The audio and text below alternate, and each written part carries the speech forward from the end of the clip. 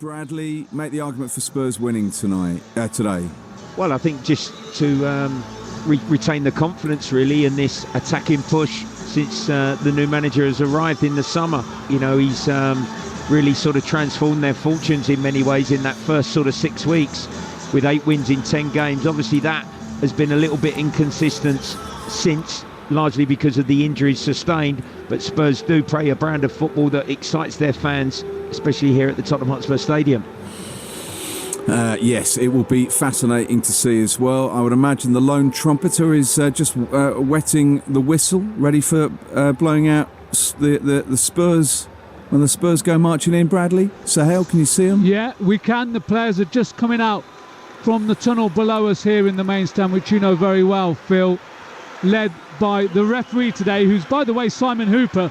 So the last time he was here at the Tottenham Hotspur Stadium, he sent off 2 Liverpool players in that famous victory for Tottenham that night, beating Liverpool by 2-1. So he's in charge. He's today, popular Phil. in North London, that part of North London, isn't he? Yeah, he's very popular. If he sends off 2 Bournemouth players, I think the Tottenham supporters and even Ange Postecoglou will be really pleased. Just adding on from the point Bradley was making, I feel it's a real shame. We were talking about it, Bradley and I, earlier on today. It's a real shame Tottenham have been decimated by injuries. Yeah. We know lots of clubs have in the Premier League, but especially the way Tottenham play on the front foot under Ange Postecoglou. It's 100 miles an hour all the time. I watched Thursday night, and for the first 10 minutes I was quite impressed with Tottenham, but as soon as Brighton scored, it took the life out of Tottenham, and once again, Phil, Bradley and I were talking about that, and it's just the way Tottenham play.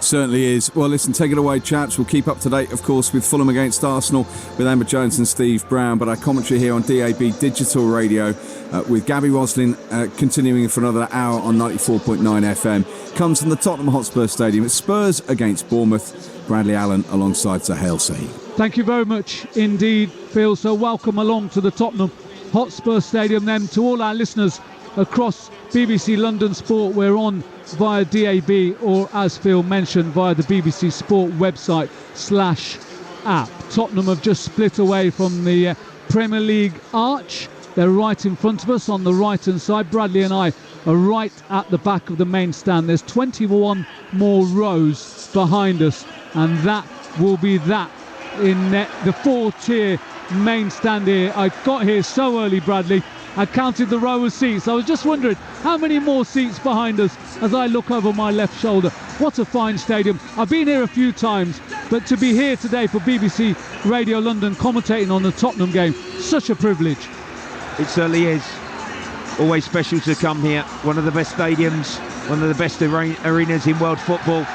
Good noise by the Tottenham fans, and it's great to see them giving a brilliant ovation and reception for Bentancur back in the side, you know, off the back of that dreadful challenge that he sustained here against Aston Villa by Matty Cash.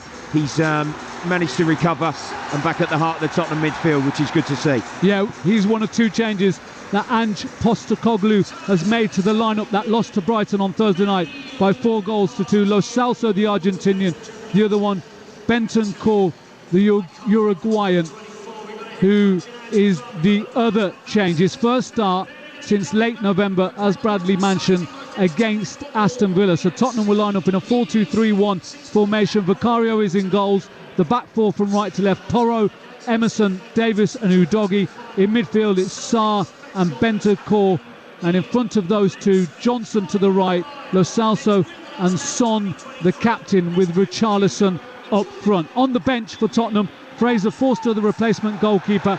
Oliver Skipp is back included in the matchday squad after missing out due to injury in the last game against Brighton. Højbjerg, Hill, Dyer, Phillips, Valise, Donley and Dorrington. And there you can hear the famous Tottenham anthem to our right hand side, that south stand. Such an impressive stand here, and we're ready to get underway for kick-off. Bournemouth will get us underway. Tottenham in all white on the final day of 2023. 2 changes to the Bournemouth side that beat Fulham by 3-0. Lewis Cook and Luis Sinisterra coming for Alex Scott and Antoine Semenyo. We're off and underway. Live Premier League football on BBC Radio London, your home of London football via DAB radio, and an early touch for the Argentinian Lo Celso as the famous Tottenham anthem is about to just wind down. They've got some defensive to do. Long ball to Ouattara on the left-hand side. He goes down inside the 6-yard box. Referee points for a goal kick. So it's a goal kick to Tottenham. And once again, that's very confident from Tottenham. Bournemouth, beg your pardon, Bradley Allen on the attack straight away within 30 seconds. Yeah, ball on the diagonal, and Ouattara, the left fullback this afternoon, tried to get on the back of Porro, but there was a coming together, and the ball, fortunately for Spurs, went out for a goal kick, but Bournemouth on the attack again. Just outside the penalty area on the left-hand side. Here they come, just 4 yards away from the dead ball line, defended at the near post by Benton Core, and Sarr's been fouled just in front of his penalty area. So a bit of respite in this first minute for Tottenham. Bournemouth full of confidence, as we mentioned, 7 unbeaten in the Premier League. They've won 6, drawn 1, and Tottenham under pressure in this first minute here at home against Bournemouth. 0-0, Tottenham with possession. Sarr comes over the halfway line to his right hand side. Johnson first time, Son's there! Oh, he sliced it wide, horribly wide, but he was offside. He didn't know. He looks up to the afternoon sky, I should say, not the night sky. It's a 2 p.m. kickoff, and he was offside there, Bradley. Goal, free kick to Bournemouth, but a good sweeping counter-attack from the right-hand side. 0-0. Well, we teed this game up deliciously, Sahal, and we're only less than 2 minutes in, and it's been electric. Great move from Spurs. I think Johnson initially on the up, back and through was onside. He perhaps crossed it a little bit too early. Son was ahead of the play. It come to the South Korean. He missed his shot on the volley, but the flag by the assistant on that far right hand side had been raised for an offside decision. So for Bournemouth in goal is their captain Neto, the Brazilian. Their fullbacks from right to left, Smith, who started out here at Spurs in the academy, Adam Smith, Zabrani, Sensi and Ouattara, and in midfield it's Cook and Christie with Sinistera, Cliver, Tavernier playing behind Solanke. Richarlison trying to get on the end of a through ball from the right-hand side from Porro, but comfortably taken by Neto, and he rolls it out to his right, to the Ukrainian.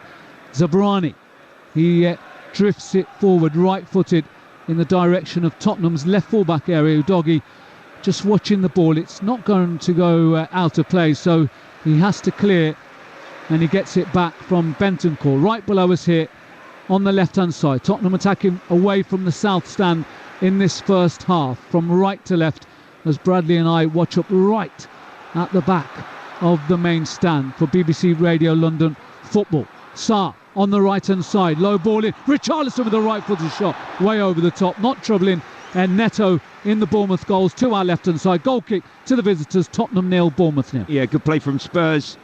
The pivot in midfield, Bentancur returning this afternoon, left to right hand side, and Sarr used those long legs, accelerated across, come parallel to sort of the 18-yard line, and Richarlison arrived, tried to sweep it goal bound, just leaning back up and over the crossbar on his effort.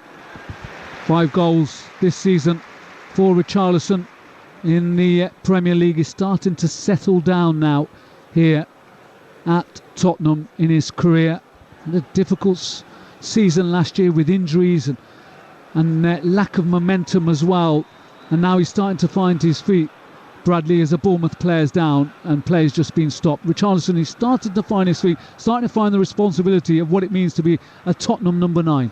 Yeah, similar to really his better form that he showed at his previous club, Everton. Richarlison, bit of a streaky player in terms of when his confidence is up, it's usually when he's on the score sheet. So I think it's positive that he's starting to do that now, get a run in the team. I think his fitness levels will build as well, his sharpness, and sort of taking chances more consistently as and when they're presented and created for him. 4 minutes played, still awaiting the first goal. Tottenham 0, Bournemouth 0. It was Solanke who ran into the back of Cliver, his own teammate. Cliver is holding his left elbow, he's just extending it. Solanke took a knock on the top of his head. Short sleeves for him, black gloves. Bournemouth in their red and black striped shirts, black shorts and black socks with a red trim on top. Ouattara, the Burkina Faso young left fullback, with a headed clearance, strip of sunshine over on that far side, where Tottenham have a throw-in midway inside Bournemouth's half, and it's Bentancur being harassed by Ouattara. Nice little flick by Bentancur, played it from his right foot to his left foot himself. Now Lo Celso, full of energy, his first start since the 7th of December against West Ham here at the Tottenham Hotspur Stadium. Udogie with a cross behind everyone. It's deflected out by the Bournemouth defence, picked up by Lo Celso. Lo Celso just edges forward. Udogie has it 10 yards away from the dead ball line, comes into the penalty area. Danger here for Bournemouth. Can Tottenham capitalise? Out to the right, it's just Porro, and he's forced back to Bentancur. Let's go to Craven Cottage. There's been a goal there between Fulham and Arsenal. Emma Jones. And it is Fulham 0, Arsenal 1, starting with Raya, rolled out to Martinelli, who raced down the left wing. The initial shot saved by Leno. He actually pushed it straight into the path of Saka, who makes it Fulham 0, Arsenal 1. Thank you very much indeed, Emma Jones and Steve Brown with commentary from Craven Cottage. You can catch that via the BBC Sport website / app. So Fulham 0, Arsenal 1 here. It's Tottenham 0, Bournemouth 0. It's been a good, lively first 6 minutes. Bournemouth with possession on the left-hand side. They're edging forward. Cliver, 10 yards outside the penalty area, plays it square to his right-hand side. Now Christie picks out Ouattara just outside the penalty area. First time cross towards Solanke. Solanke will be disappointed. Davis jumped underneath it. It came to Solanke, but Davis was right behind him. Didn't get power to it. He'll be disappointed because he's got 12 Premier League goals, Bradley, and he'll be expected to at least get a bit of a header on target. 0-0. Yeah, completely right, Sahal. Well worked move from Bournemouth down the left-hand side. Curling cross away from goal. And Solanke off the back of Davis. Free header. A man in form, really confident. He just didn't get the correct purchase and contact to trouble and get it past Vicario. Sinisterra, who's offside. I had it down in my little notes that he'd play on the right-hand side, but at the moment he's playing down the left with Marcus Tavernier down this near side as Bournemouth attack the south stand in this first half. Free kick for Tottenham, midway inside their own half on the right-hand side. Bentancur allowed to play it forward to Richarlison, and he flicks it on to Lo Celso. Johnson makes a run, but well defended by the Bournemouth left fullback, Ouattara. Cleared away by Neto, who's wearing all lime yellow outfit. In goals, and offside Tottenham. I always get a bit confused there because you're not really looking at the play when he was offside and then he got back onside. I think it was Son, so it's a free kick to Bournemouth, Bradley. Yeah, Neto cleared the ball. I think Udogie headed it back towards the Bournemouth goal, and possibly Son, the Tottenham captain this afternoon, who's just in her offside position. But an interception here. Spurs on transition have got a great chance. Yeah, Sarr edging forward. He has options to his right. He wants to shoot himself, and he scores. What a brilliant finish from Pape Sarr. He picks the ball up. He drives towards the edge of the penalty area. He had Johnson to his right. He ignored him, and he slammed it home past Neto. What a fantastic finish from Pape Sarr. His second Premier League goal of the season. Tottenham 1, Bournemouth 0. Brilliant finish from Sarr. Great pressure exerted by Tottenham. They jumped, they won the challenge, and he just steadied himself. He showed some composure, struck the ball clean right foot across Neto's body and into that bottom left-hand corner to give Spurs the early goal. What a fine finish from the young man. Will be heading off to the African Cup of Nations with his country, Senegal, and what a present to leave behind with his Tottenham supporters. And what a fine finish, Bradley.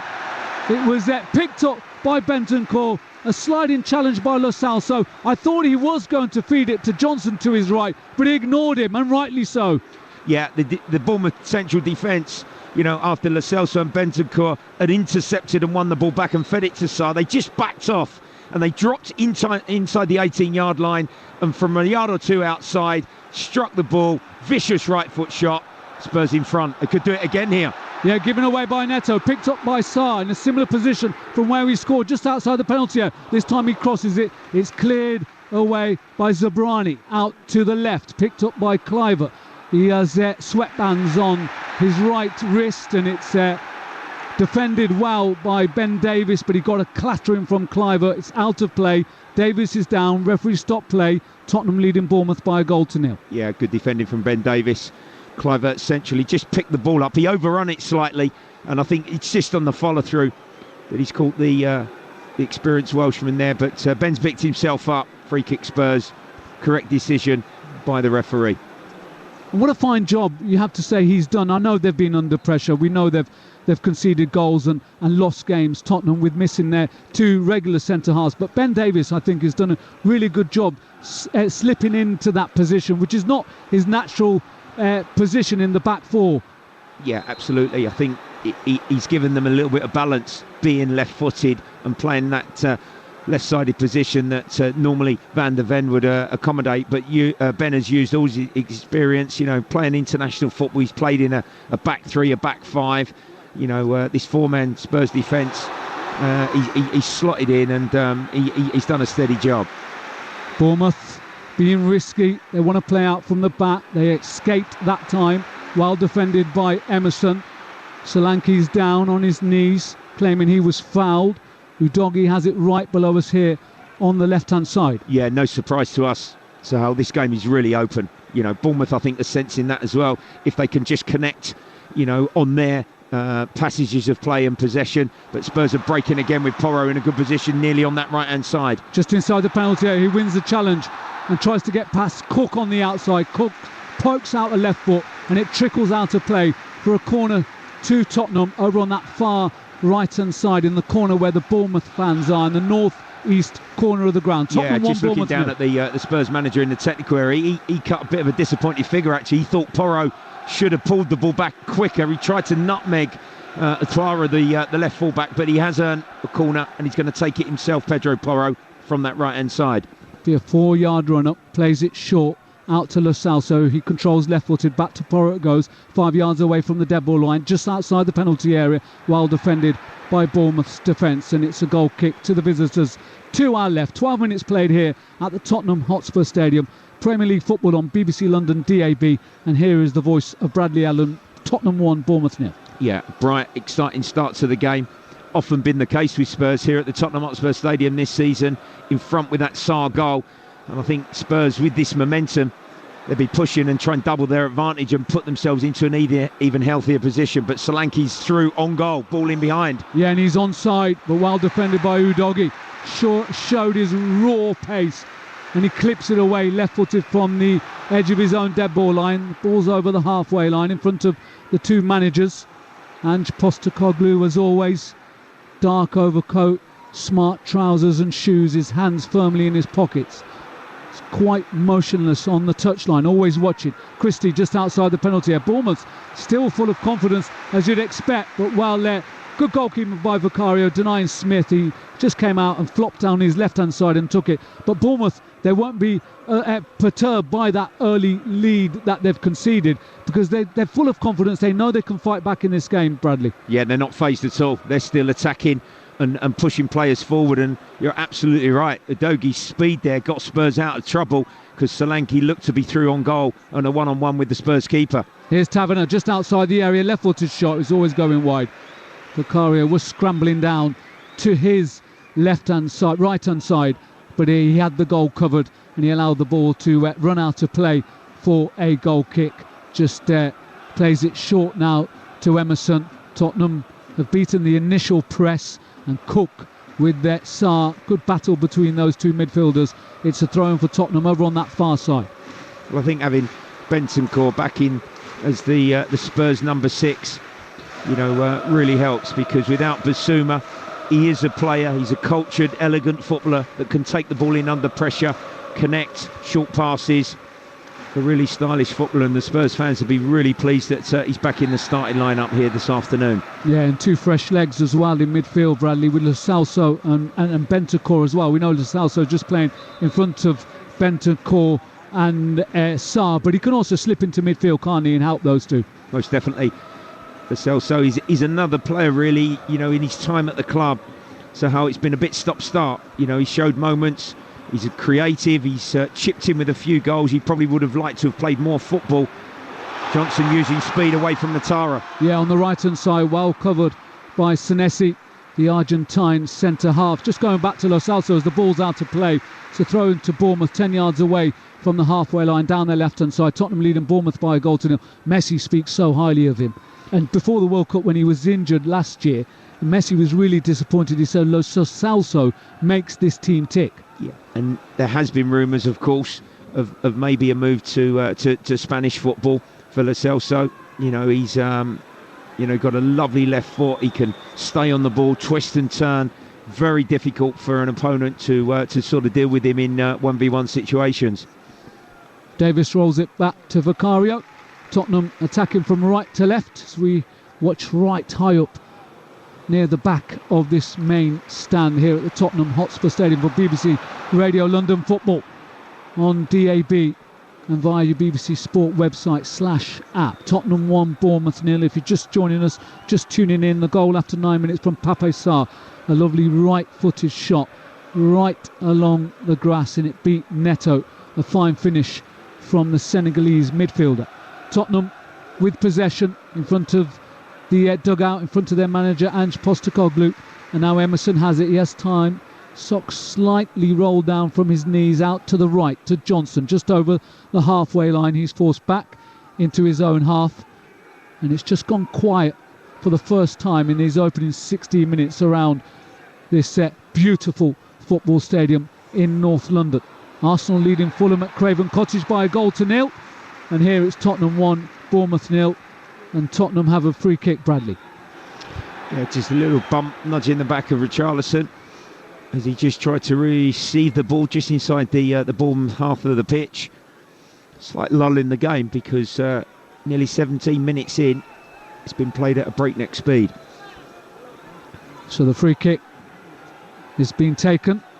A couple of swap passes between Bentancur and Lo Celso. Son now has it on the left-hand side, 10 yards away from the dead ball line. One step over and then another.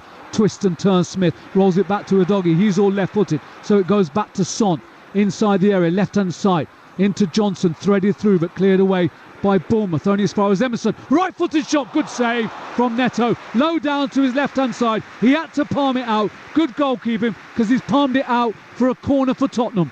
Well, he scored early season, Emerson Royal. I think it was away at Brentford. That one he was going away from goal when it was initially cleared from Brentford. A good 25 yards out, half volley, clean contact. Good save Neto away to his left Spurs corner, which Porro will take. Left arm goes skywards. 5-yard run up. Here it comes right-footed, high, swinging to the far post, headed away by Smith, helped on by Cliver as it goes all the way back to Vicario. So let's head to southwest London and to Craven Cottage. Fulham versus Arsenal. Emma Jones. 19 minutes played here. It remains Fulham 0, Arsenal 1, but Fulham have had a positive response to going down to that early Saka goal, and Raul Jimenez has already tested Raya in the Arsenal goal, but still Fulham 0, Arsenal 1. Thank you very much indeed, Emma. Corner kick here to Tottenham. Yeah, Spurs were in almost 1-0. again. You know, they slipped the ball in half space, left side of the penalty box, and Richarlison was a bit hesitant. He thought he was offside. He struck it left foot. Maybe Udogie, who was in an onside position, should have crossed it, but another corner. It's all Tottenham Hotspur at the moment. It's one of those, isn't it, Bradley, when you come offside, when you're offside and you try to join the play and then you go back onside, you're a bit undecided, and that's what happened to Richarlison. Corner to be taken here, low into the near post. Bentancur gets there, but he heads it up and over the crossbar and into the first couple of rows of the North Stand. The Sky Bridge way above the North Stand here. 3-tier North Stand to our left-hand side is packed to the rafters, as always, here at the Tottenham Hotspur Stadium. New Year's Eve today. And it's relatively mild, even though Bradley and I have got our gloves on. And so far, so good. If you're a Tottenham persuasion on the home of London football on BBC Radio London, short header back by Emerson. Cliver was about to pounce. Good goalkeeping by Vicario in all light blue. Did ever so well there, Vicario. I think the headed back pass by Emerson Royal left the goalkeeper a little bit short, and he done so well to sort of dive but stay into the penalty box and smother it, just as Cliver was trying to chase that one down. Bournemouth have possession with Senesi. Plays it down the left-hand side, back-pedalling header by Emerson, mopped up by Porro. Gets a round of applause from the south stand to our right-hand side. Vicario rolls it out to Davis, and should mention, as we've mentioned Vicario a few times, Hugo Lloris is in attendance today. He's coming onto the pitch at half-time to wave goodbye to the Tottenham supporters as he heads to Los Angeles and the MLS. So Hugo Lloris, as Solanke wins it just outside the penalty area. Good block by Udogie on the edge of the area. Richarlison now fouled. Is he? Yes, he is fouled. Free kick by Zabarani.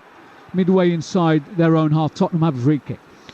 Yeah, just trying to, go after the ball a little bit more. They did that in the first couple of minutes, Bournemouth. And a couple of Spurs players themselves. So Richarlison now under pressure with their back to goal. They've got a free kick and they can just sort of settle themselves down and try and build once again.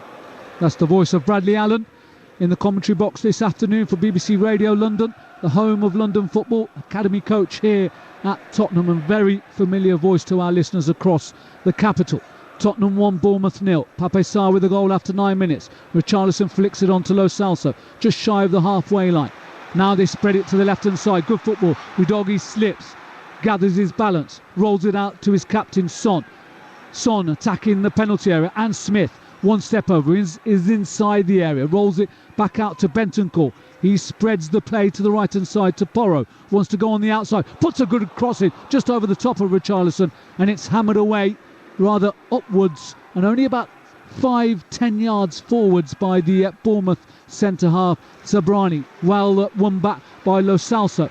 Emerson gets there before Kluivert. Him and Sarr getting a muddle between each other, but they've got it out to their captain Son, who's hugging this left touchline. Just comes infield. Now Udogie, he stops. Momentum of the attack just slows down momentarily. Once again, Ange Postecoglou right on the edge of his technical area. Hands deep inside his navy blue overcoat. And Tottenham play it to their captain Son. Nice flick in field to Bentancur. Udogie overlapping left full back in central midfield. Son onto Udogie, 10 yards away from the dead ball line on the left hand side. Try to pull it back, well defended by Cook and Smith for Bournemouth. And now Tavernier spreads it out to Sinisterra, the Colombian, on loan from Leeds. Tries to pick out Kluivert, well blocked by Sarr. It ricochets out to Wataru, and he just boulders into Wataru Sarr. It's a free kick to Bournemouth, a couple of yards in from the left-hand touchline, just over the halfway line. Yeah, they're tracking back from the Spurs goal scorer, but probably was a foul. Referee in the close vicinity. Across the side of Utara there on the slide challenge. And Tavernier will walk across and on Bournemouth's left-hand side take this free kick. Bournemouth in their home strip, and it's their away strip today of red and black shirts, black shorts and black socks with the red trimming at the top of their black socks. Tottenham in all white, and they've got to defend this free kick. They lead by a goal to nil. Midway point in the first half. It's been taken on the left-hand side. High line, header in, comes in from Senesi, but doesn't trouble Vicario. Glides over the top of his 6'4" frame, and it's a goal kick to Tottenham. Yeah, I think he's a bit disappointed. Centre half there. The ball travelled a long way between the Spurs central defenders and Senesi up from the back. He had a little bit to do on the header, probably 15 yards out from goal, but he's put that one wide. Bentancur gets it away. I thought it was going to reach Richarlison. Wataru did clear to Taverner, and Taverner spreads the play over to the left onto Kluivert. Kluivert now comes in field just outside the penalty area. Back to Taverner. He sets it up on his left foot and plays it square to his right hand side to Smith. Smith clips it into Taverner. Taverner's onside, right side of the penalty area, pulls it back. It's well defended by Lo Celso. He's just tripped by Kluivert, and the referee goes into his pocket for the first time and produces a yellow card to Justin Kluivert. Bradley. Yeah, probably the right decision. With the coming together, Kluivert's challenge on Ben Davis after about 15 minutes. I think he was on the radar of the referee, and on that occasion, Spurs cleared. Lo Celso was probably on transition, counter-attacking. But they're just nudging themselves back in this one a little bit, you sense, Sahil, don't you, Bournemouth? But yeah. Tottenham have got to break Son's in. Yeah, Richarlison to Son on the left-hand side. Porro's there. Son will shoot. Left-footed. Oh, it's saved by Neto. What a really an unfashioned kind of save. He went down onto his knees. Tottenham still on the attack. I'll describe that in a moment. But picked up by Sinisterra. Porro was free, but Son, just like Sarr, when Sarr went through and ignored Johnson, Son ignored Porro. I'm not sure if that was the better ball or not, Bradley. Well, I'll get your thoughts in a moment, because Bournemouth are coming forward right in front of us on the right-hand side. And they're offside, so it's a free kick for Tottenham in their left full-back area. They lead by a goal to nil. What a sensational save by Neto, by the way. He just flopped down onto his knees, didn't use his hands, and he saved with his knees. Do you think Son should have picked out Porro? Well, there was support on that right-hand side. It's either Porro or Johnson, I think, breaking into the box. Son was a bit undecided what to do, and as it turned out, in the end, Adam Smith recovered very well across 60 yards to put a challenge in as Son struck the ball, and then Neto, as you say, got something on it unorthodoxly with his knees. Reminded me when I used to play in goals for my schoolboy team, and I didn't want to save with my hands because it was so cold that I just used any part of my body, just like Neto, like that. So how you keep it out the goal, you've done your job. Yeah, very true. Very true, as Bournemouth win a corner over on that far side, just below the south stand. And they keep coming forward. You have to give them credit, don't you, Bradley? But I think this is due to their run of games in the Premier League unbeaten, won 6 and drawn 1 of their last 7. Yeah, the pattern of the game, in many ways, is sort of similar to the Everton fixture here that Spurs had. You know, they started really well, got themselves in front, but Everton certainly grew into the game, and the visitors caused Tottenham a lot of problems in the second half. And you know, we're not a third of the way through yet. But Bournemouth, I think, are just realising that. Free kick taken short by Taverner to Christie. Bit of a mix-up between the two. Taverner keeps it from running out of play. Rolls it back to Cliver outside the penalty, left-hand side. Puts a good cross in. Richarlison gets his head on it. And the referee, I think it'll either be a goal kick or a free kick. Richarlison's down, holding his head. And he was brave there. Wanted to clear it away with his head. It took a little bit of a knock on his head, but it's a free kick to Tottenham. Tottenham leading Bournemouth by a goal to nil. Yeah, doing his defensive duties there. The Spurs number 9 took a knock for his troubles, but he's picked himself up. And Spurs go again. And the other game in the capital was a short back pass by Porro, slice clearance by Vicario, headed in the direction of Cliver. His shoulder barges Emerson, puts a good cross in to the near post, but Vicario flops down to his left-hand side, takes it, rolls it out to Udogie, then raises his both arms in a V-shape, complaining to his right full-back Porro and Emerson as well. But Tottenham, as they do under Ange Postecoglou, just charge forward over the halfway line. Son on the left-hand side, tiptoes infield, and now it's Bentancur, short and square to his right. Sarr back to Davis.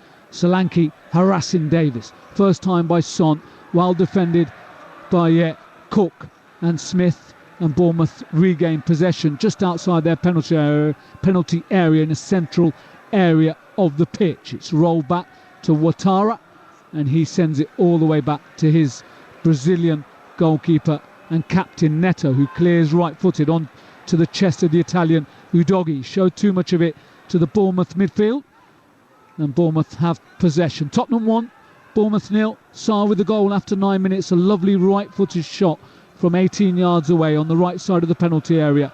Flying finish for Sarr's second Premier League goal of the season. And at Craven Cottage, the latest is Fulham 0, Arsenal 1.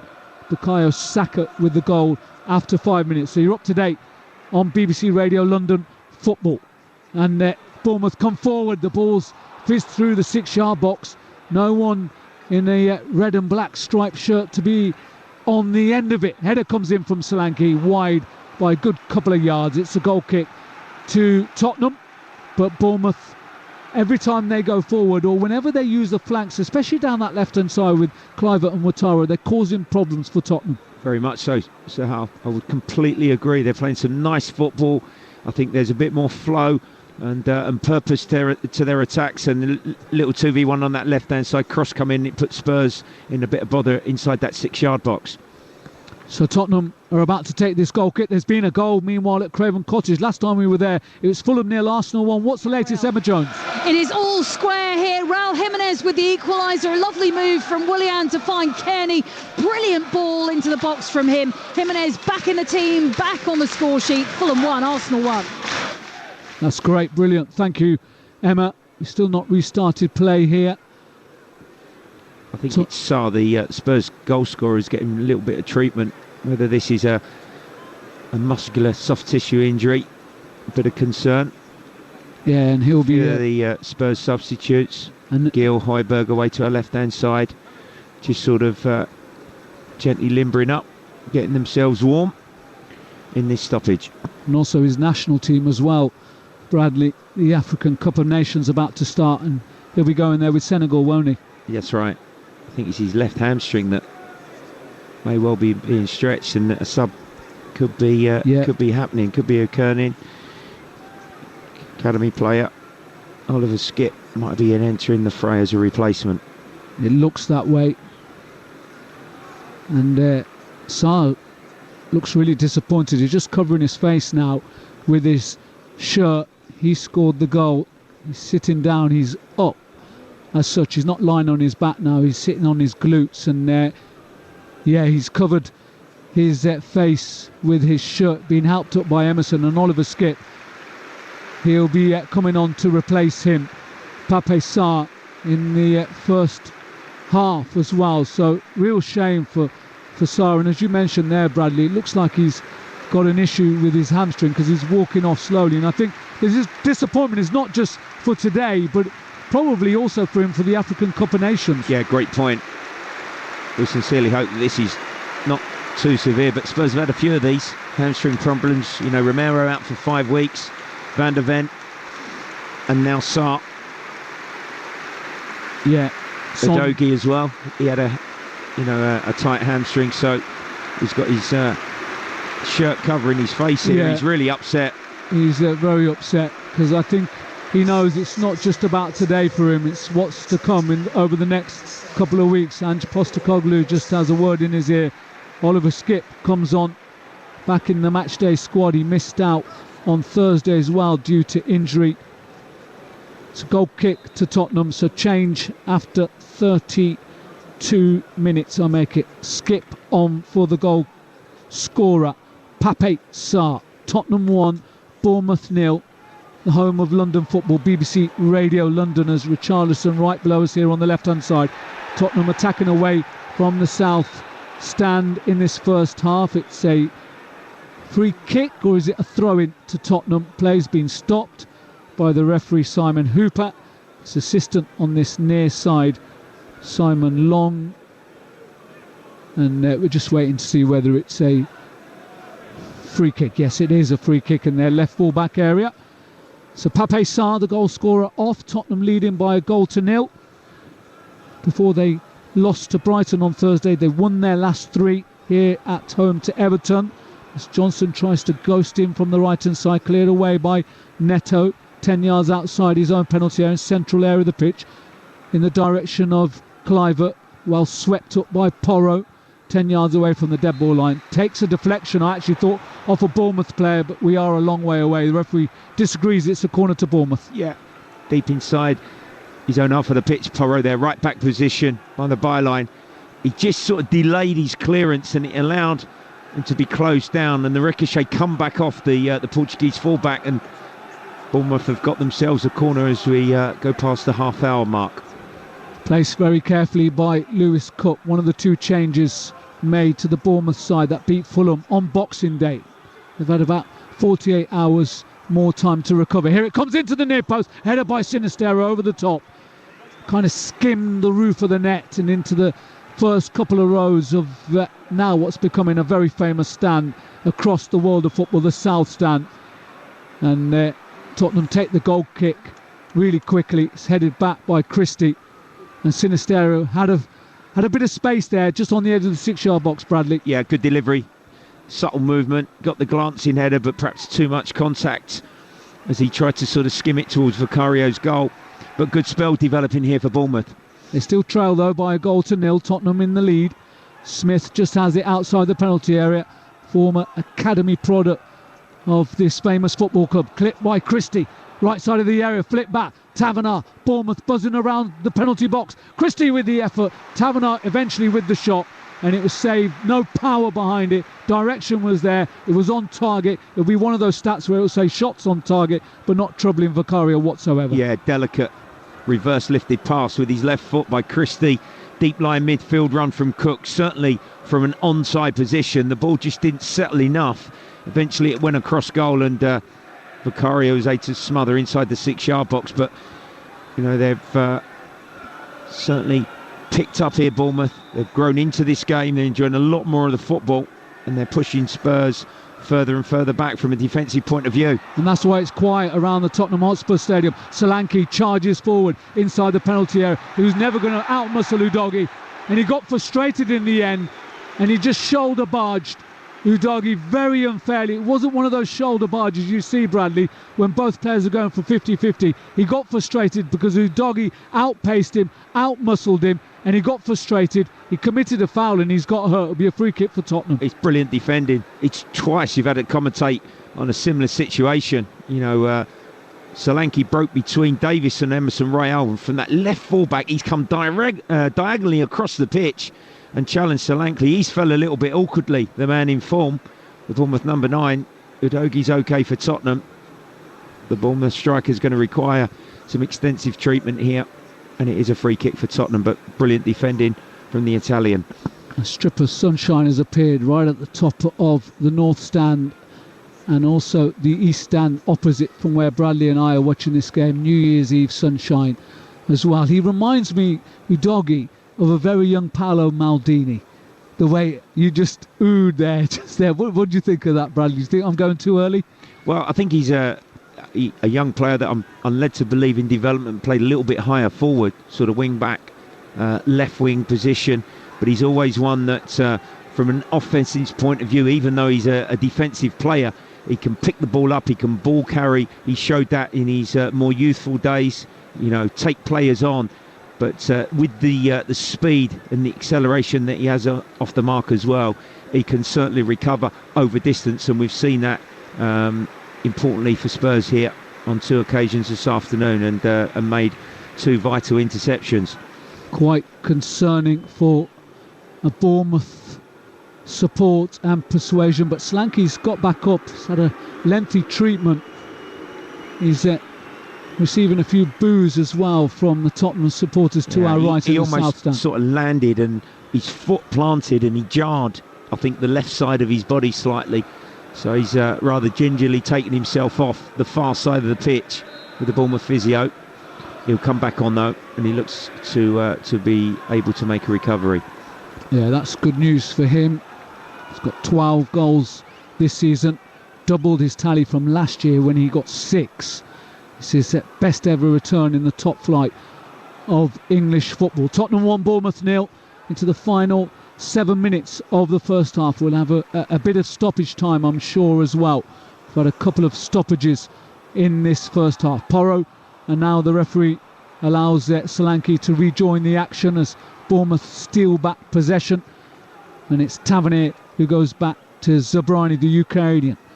He falls down as he chips the ball infield, gets pushed actually, so it's a free kick to Bournemouth in their right full-back area. Richarlison's making sure he points with his left arm to where it should be taken, level with the edge of their own penalty box. Zabrani once again plays it infield.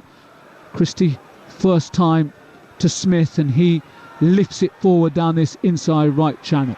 Good header infield by Davis, picked up by Bentancur using his head. He just headed it down to his chest and plays it short and square to his right to Emerson. He sprints away in his familiar fashion out to the right, but he gives it back to Bournemouth with Cook.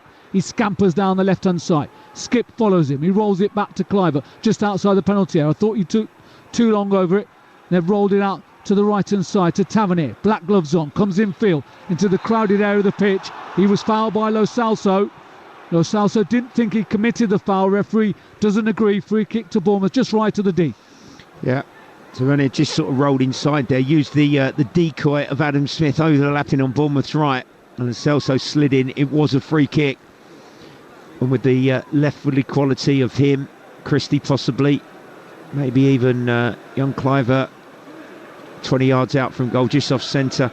I think Bournemouth will fancy this one to trouble the Spurs keeper as the rain is pouring down now inside the Tottenham Hotspur Stadium. Yeah, crazy. We had sunshine, didn't we, just a couple of minutes ago. Now we've got rain sweeping down. It's rather cloudy and dull now overhead of the Tottenham Hotspur Stadium. The golden cockerel above the south stand glimmers and glistens under this New Year's Eve cloud. Free kick to Bournemouth. 4-man wall just right of the D, 5 yards outside the penalty area.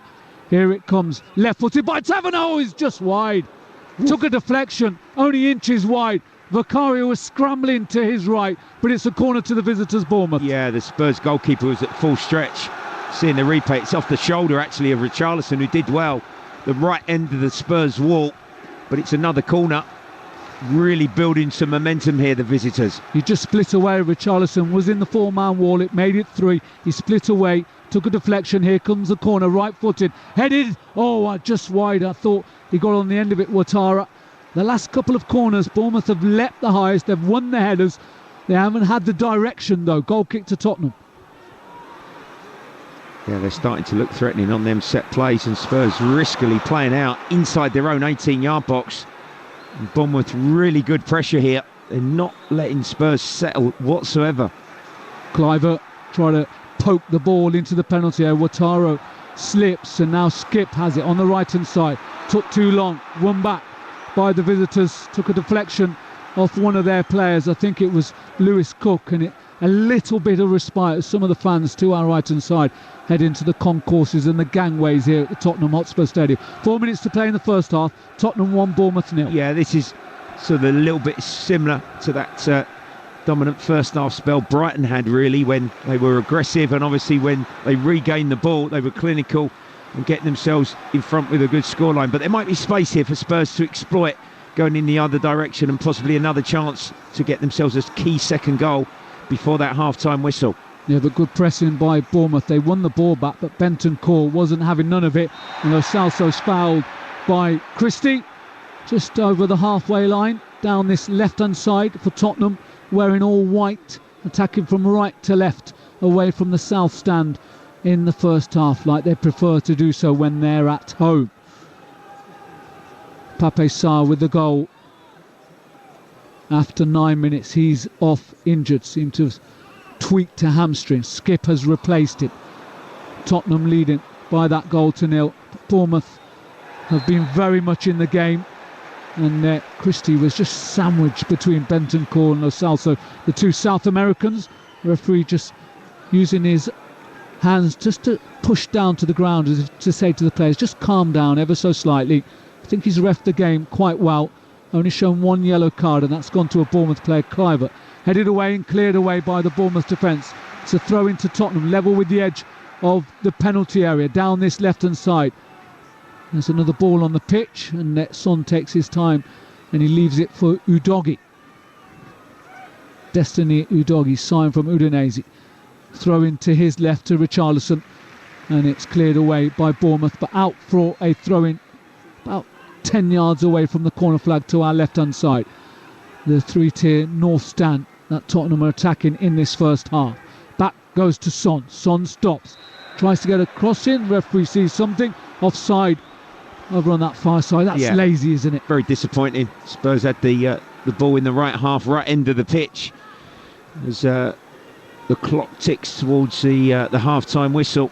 I think, he always cuts. Very composed figure, hands in his pockets and overcoat. Ange Postecoglou, the Tottenham manager, but I'm sure he's thinking, come on lads, can we get this second goal here? That might not be enough this afternoon. It might need actually 3-4 goals to be absolutely certain, because Bournemouth have given a good account of themselves, and they'll have belief going into the second, still at 1-0, that they're more than in this Premier League fixture. The sun's come back out, but the rain hasn't stopped. It's a throw-in for Tottenham over on that far side, almost level with the edge of Bournemouth's penalty area. Porro taking his time over this. Bentancur, Skip and Richarlison all make options. Richarlison is the man he picks out, and Bournemouth once again winning their individual battles. They roll it back to their goalkeeper, the Brazilian Neto. Comes outside his 6-yard box, clears it right-footed in the direction of the halfway line. Skip gets clattered by Cook. Referee ignores any pleas for a free kick, and here comes Sinistera inside the penalty area, left hand side, tries to come in field, gets past Porro has a little nibble, still not clear, shot comes in, it's wide by Ryan Christie, and it's a goal kick for Tottenham to our right hand side, but they're holding on, especially when Bournemouth break down that left hand side. Sinistera is having some joy, Bradley Allen. Yeah, they've tried to exploit that on a good few of occasions across the half. There's 7 injury minutes here, but a few of those fans sort of going away to the refreshment concourses at half time. You can just sense that there's nervousness, Sahal, can't you, inside the Tottenham Hotspur Stadium, because Tottenham have lived really dangerously here the last 15 minutes or so, and Bournemouth are rather unfortunate not actually to be level terms in this one. Yeah, so we're into those 7 minutes of time added on at the end of this first half, and as Bradley just described, quite a few supporters in the south stand and also the east stand opposite from where we're watching this game. Seats have emptied out. They're heading into the gangways and the concourses for their refreshments. Real appetising beverages and food on offer here at the Tottenham Hotspur Stadium. And their home side lead by a 1-0, but they're having to defend once again on the right hand side. Cross comes in, Porro with the clearance, controlled it, had time, but only as far as Cook, won back, and now it's Ouattara, tries to get outside of Skip on the right hand side. Skip slips and clears, doesn't manage to get it further up the field, so it's a throw in for Bournemouth deep inside Tottenham's right full back area. They take it quickly, Sinistera back to Ouattara, and it's cleared away by Porro, another 5 yards forward. Bournemouth take the throw into their left.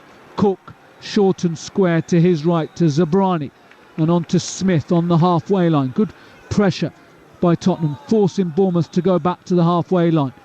Taverner comes infield, clips a ball to the left hand side. Sinistera, black gloves on, short sleeves, and it's well defended by Johnson, and now Skip scuttles away, wins it back. That's what he's been brought on to do. Johnson helps him out, just drifts the ball out of play, and it's a throw into Bournemouth. Yeah, they're having to work here, Tottenham Hotspur, and I think, you know, what we've seen across this sort of 46, 47 minutes or so, having started really well the first 10-15, the attacking connection, the link, the slick, incisive attacking play, it really sort of put Bournemouth on the front foot, but they just lost that a little bit, Spurs. And there's been a turnover of the ball when it's gone up to the front players. Sometimes it's then been intercepted, and it's been like wave after wave of possession for Bournemouth, and they'll be thinking that they can really build on this as they go into the second half. Yeah, just outside the penalty on the left hand side. Tottenham finding it hard to win the ball back from Bournemouth. They've just done that. Lo Celso runs away from his own penalty, a heavy touch by him. Loose frustration around the Tottenham Hotspur Stadium. Solanke's forced outside the area on the right hand side. Now back to Taverner. Smith with an overlapping run on the right. He's been ignored, so he's been crossed over to Sinistera. Plenty of time and space. Left side there. Solanke with a shot. Take a deflection. Clip the top of the crossbar. It's a corner to Bournemouth.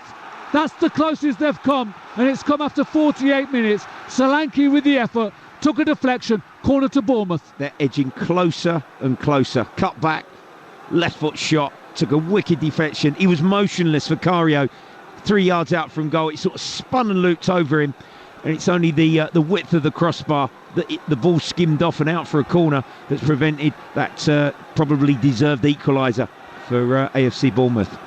Taverner will take the corner, left-footed, high to the far post. Richarlison and Udogi's there. They head it away out to the penalty area to Cook. Cook backheels it, wanted to come off Richarlison. Richarlison a bit too alive for that trickery from Lewis Cook, and it's a throw-in for Tottenham, and they have a bit of a breather.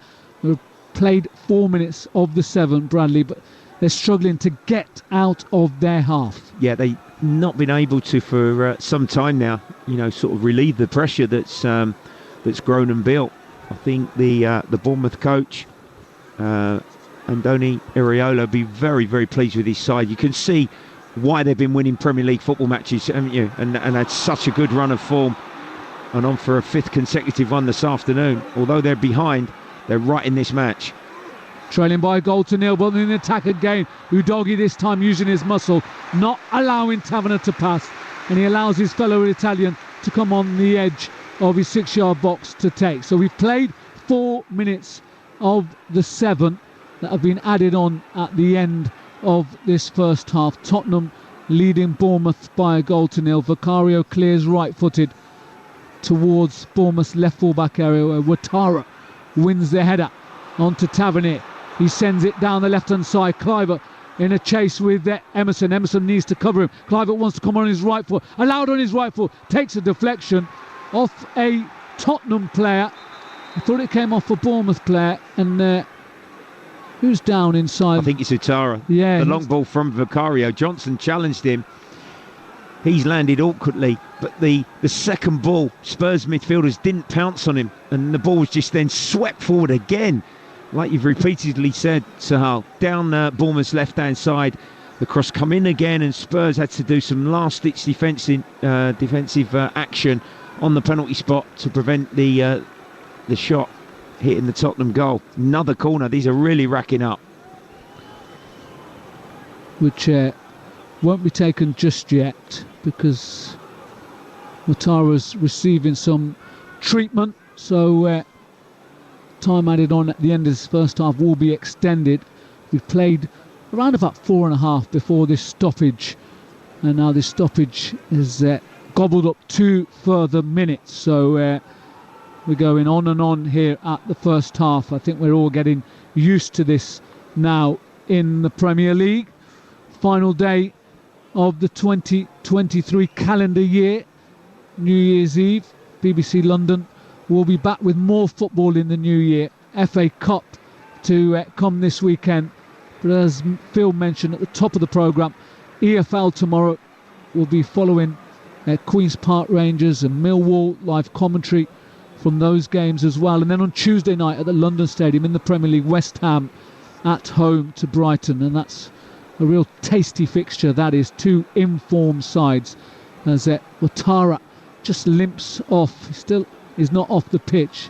I think we'll have to wait till he comes off the pitch before this corner is taken to our right below the south stand. Got a feeling that's the last we'll see of Ouattara, because he's really struggling to come off, and his manager, I think, is just having a word with a few of his assistants. Now the young Burkina Faso left full-back is off the pitch, so the corner will be taken into the near post, headed away by Bentancur, and Senesi wins it, comes off Udogi, and it's a corner on the opposite side for Bournemouth. Yeah, not convincingly cleared really from Spurs, so a follow-up corner here. I still think there'll be another couple of minutes. It's going to be a really long half, but Spurs probably need the bell here and a breather, and that slender lead that they put themselves in the first part of this game. This is the 7th corner of the first half for Bournemouth. In it comes high above everyone, wasted by Lewis Cook. First time I can say that, to be fair to Bournemouth, from their corners. They've been threatening, they've whipped him in with pace, they've generally won the first header, but this time it was overhit. Goal kick's been taken. Ouattara's still off the pitch. I think they'll use the half-time to get him better, if he is to be better. But Porro comes over the halfway line infield, sends the ball. Oh, it was misjudged actually by Smith, and Son wasn't really thinking that Smith was going to do that, so he wasn't ready. He was on his heels rather than his tiptoes, Bradley, and it's out of play for a throw into Bournemouth. Well, the Bournemouth coach is furious, but he probably doesn't completely know if Ouattara's fit to return. It looks as if he's being walked around the touchline from that far side, so Spurs do have a numerical advantage, and they could have exploited that with Porro. His crossfield pass, they went straight out of play. It's a Bournemouth free kick here.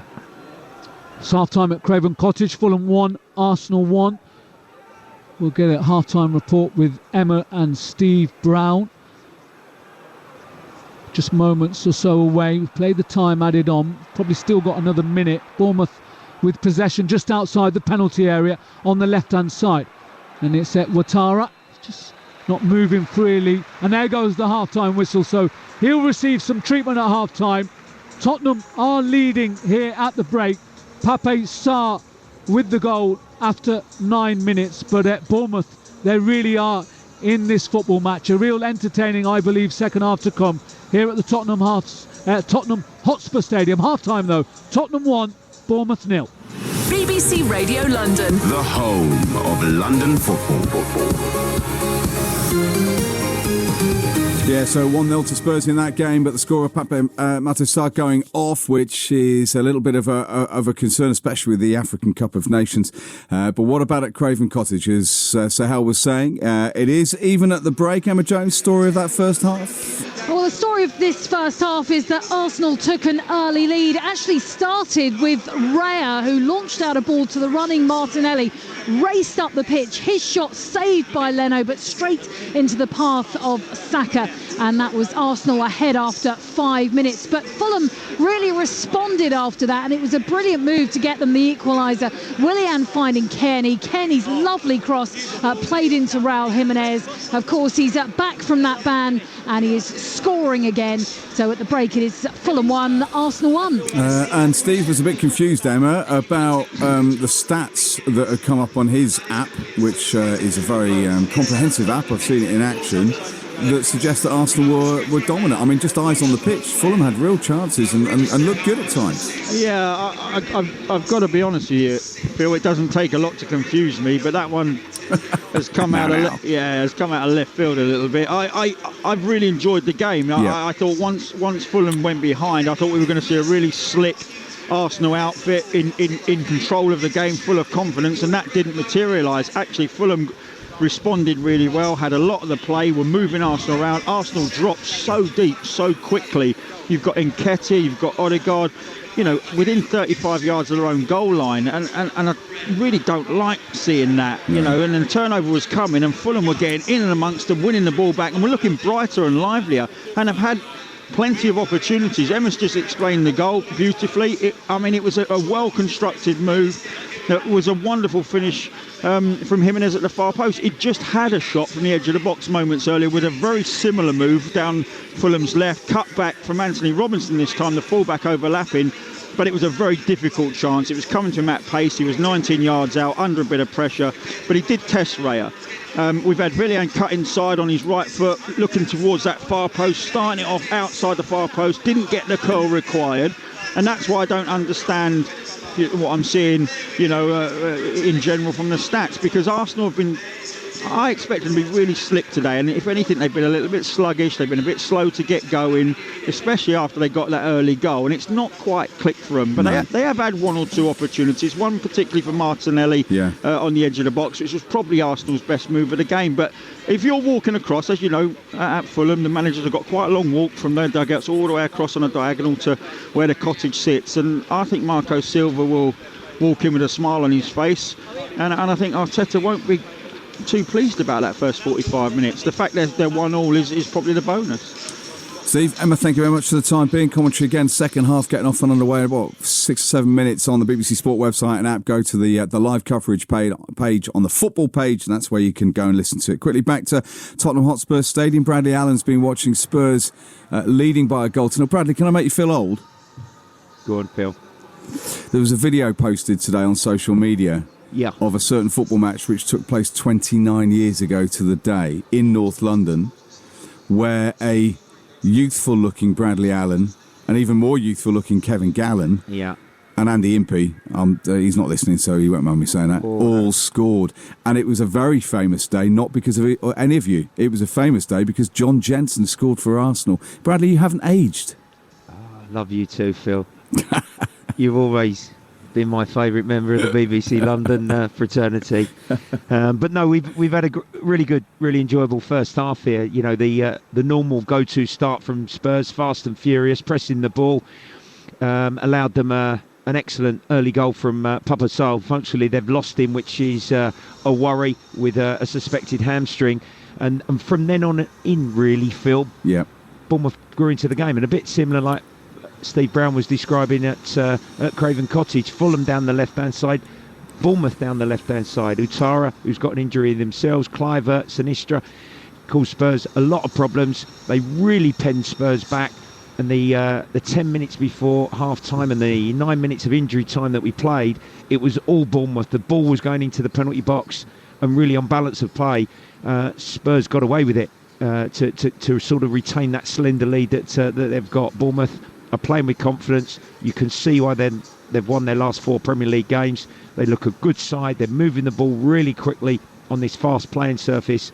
and I think there's quite a bit to ponder for Big Ange and the coaching staff at half-time. We'll see what the second half brings. About 10 minutes away. Bradley, get yourself a bit of a rest, and that youth regime that obviously is working so well, get that into you. Lots of hydration alongside Sahel Sahi. Second half commentary to come of that. Let's look back at yesterday's Premier League games then, shall we? Just two of them for us here in London. Chelsea just about in the end hanging on to a win, a big one as well against Luton Town, and of course the London derby which saw Crystal Palace come out on top against Brentford. We'll hear from Thomas Frank, we'll hear from Roy Hodgson, and of course Mauricio Pochettino, whose Chelsea beat Luton by 3-2. Here's Palmer, shoots, it's a great effort from Cole Palmer.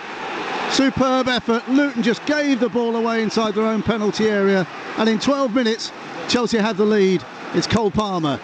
Luton Town 0, Chelsea 1. And that's the second goal of the afternoon. A right-footed drive by Nani Madueke. Here's Cole Palmer, round one. Cole Palmer rolls it into the back of the net. A classy strike from a classy player, and Chelsea have got the game home and hosed. It's Luton 0, Chelsea 3.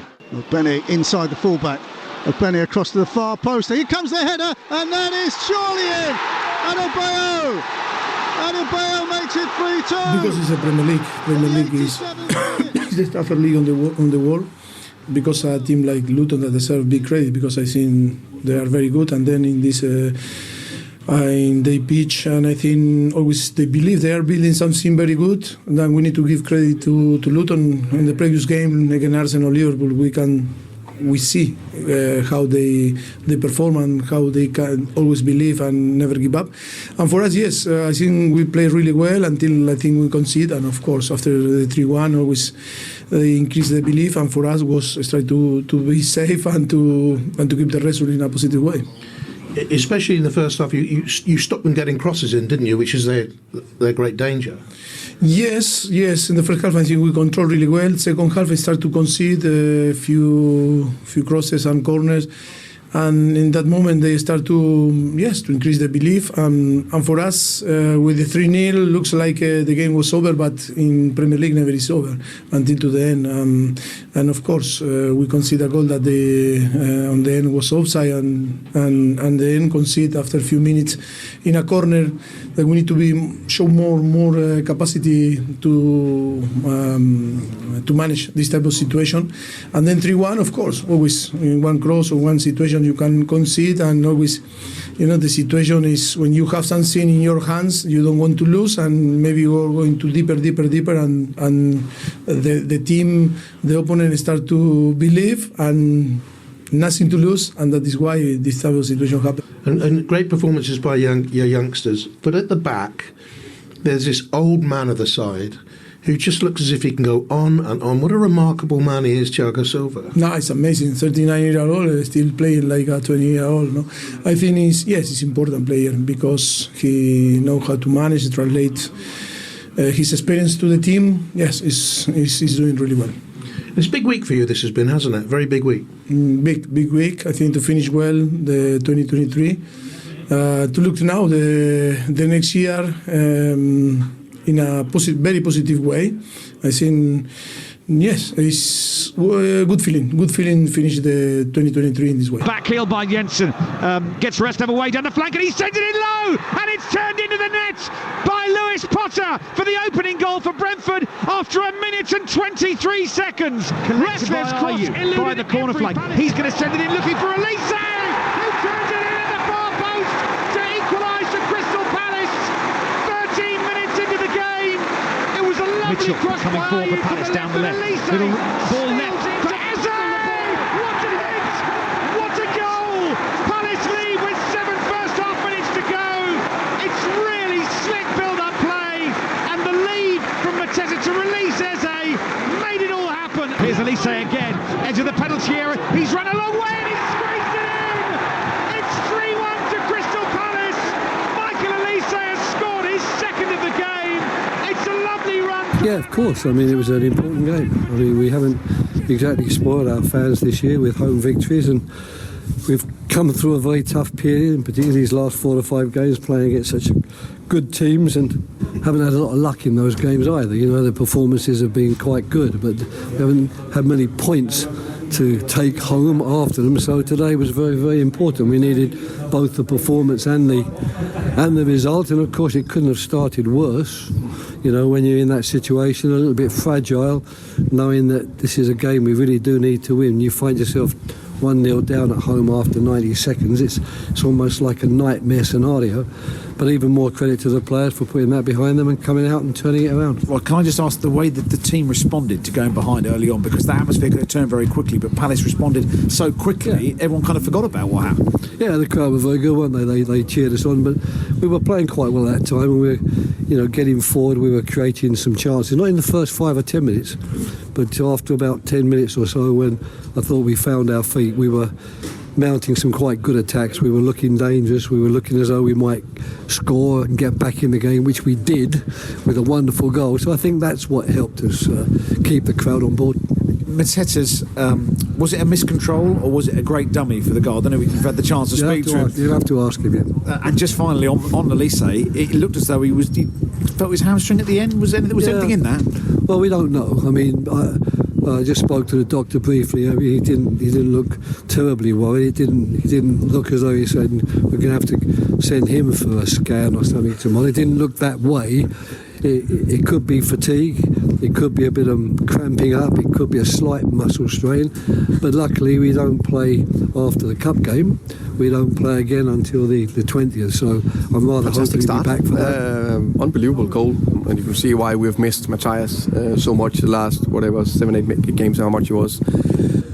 I would say that no complaints about effort, no complaints about mentality, which is two crucial areas that you need to be spot on if you want to succeed in this league. And I always see that from my players.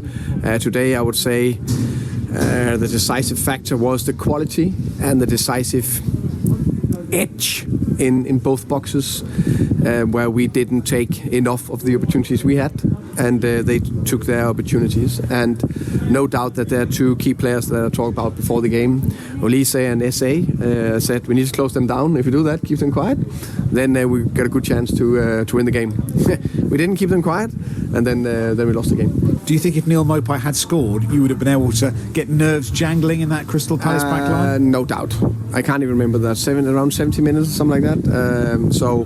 And I think Jorn Wissa had another unbelievable chance inside the 6-yard box where there is a clear chance. So if we scored there, that would have changed the dynamic of the game, no doubt. And you're having to keep making these changes because of all the injuries that you're having. Again, how difficult is it when you need all these little margins to go your way to have to rely on players that perhaps haven't had that much football or that haven't been playing that much? Yeah, I think it's of course it's tough. It is what it is, but of course it's tough. We know that. So when you have that, you need that little something drop for you, a little bit more go your way.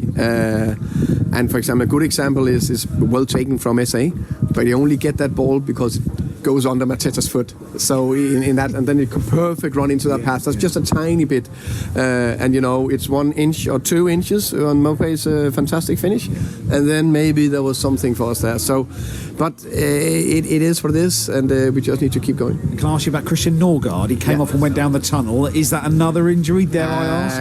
It shouldn't be, as far as I know. It's only a contact. Just a contact? Okay. Just a contact, yeah. Well, that will make some Brentford fans feel an awful lot better. You talk about small things. I know, but that's definitely a small thing that will be very important for us to have him ready. BBC Radio London. The home of London football.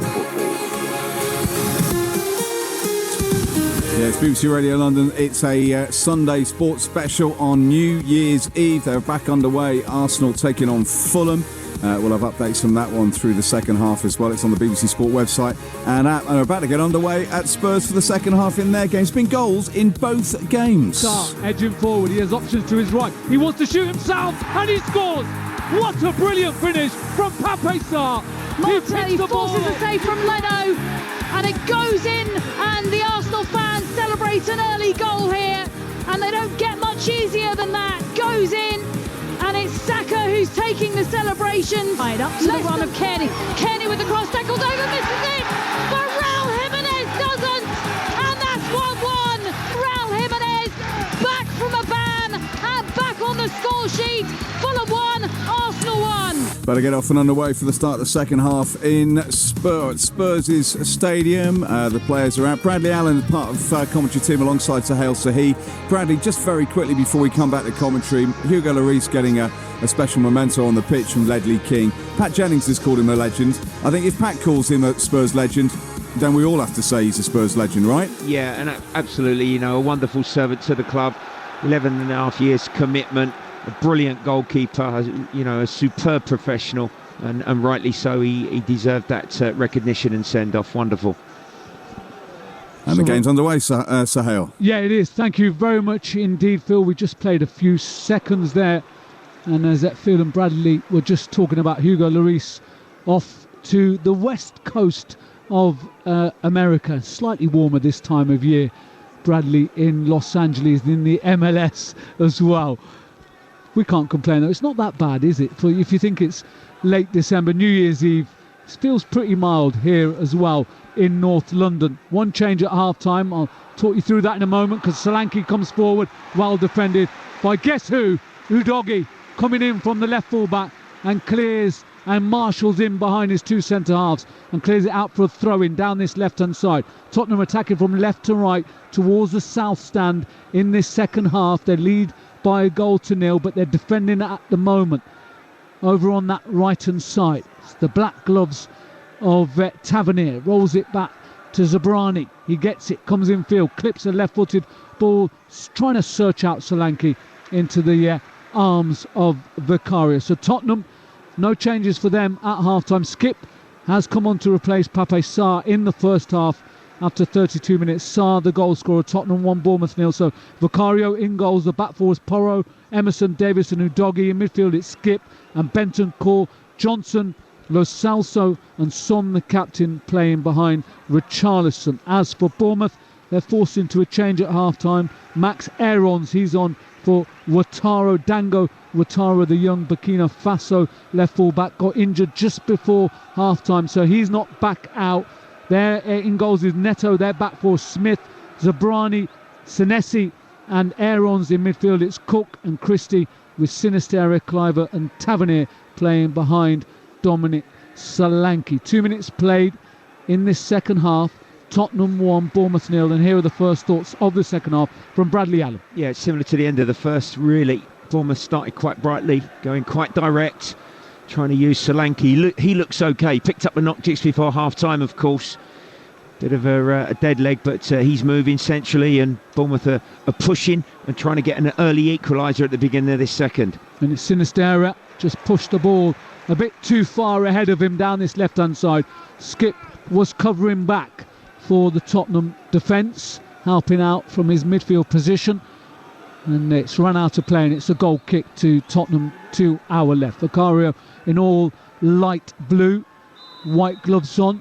Referee's just stopped the restart. I think a few Bournemouth players were inside the penalty area. Tottenham players allowed to be inside the area, but not the opposition. And Postecoglou has changed his smart dark overcoat for a navy blue puffer style club jacket. Once again on the edge of his technical area. Always quiet. Arms deep inside his pocket. Just turn around. Just notice a little bit of frustration there on Postecoglou's face. He pushed his right arm out of his pockets as if to say, should have controlled that, my captain Son. But here come Bournemouth forward with Cliver trying to pick out Solanke. Sliding challenge won by Davies. He clears only as far as Aarons. He plays it down the left-hand side. Sinisterra tries to get on the outside of Porro, but Porro has a second nibble and slams the ball out of play for a throw-in for Bournemouth. Bradley.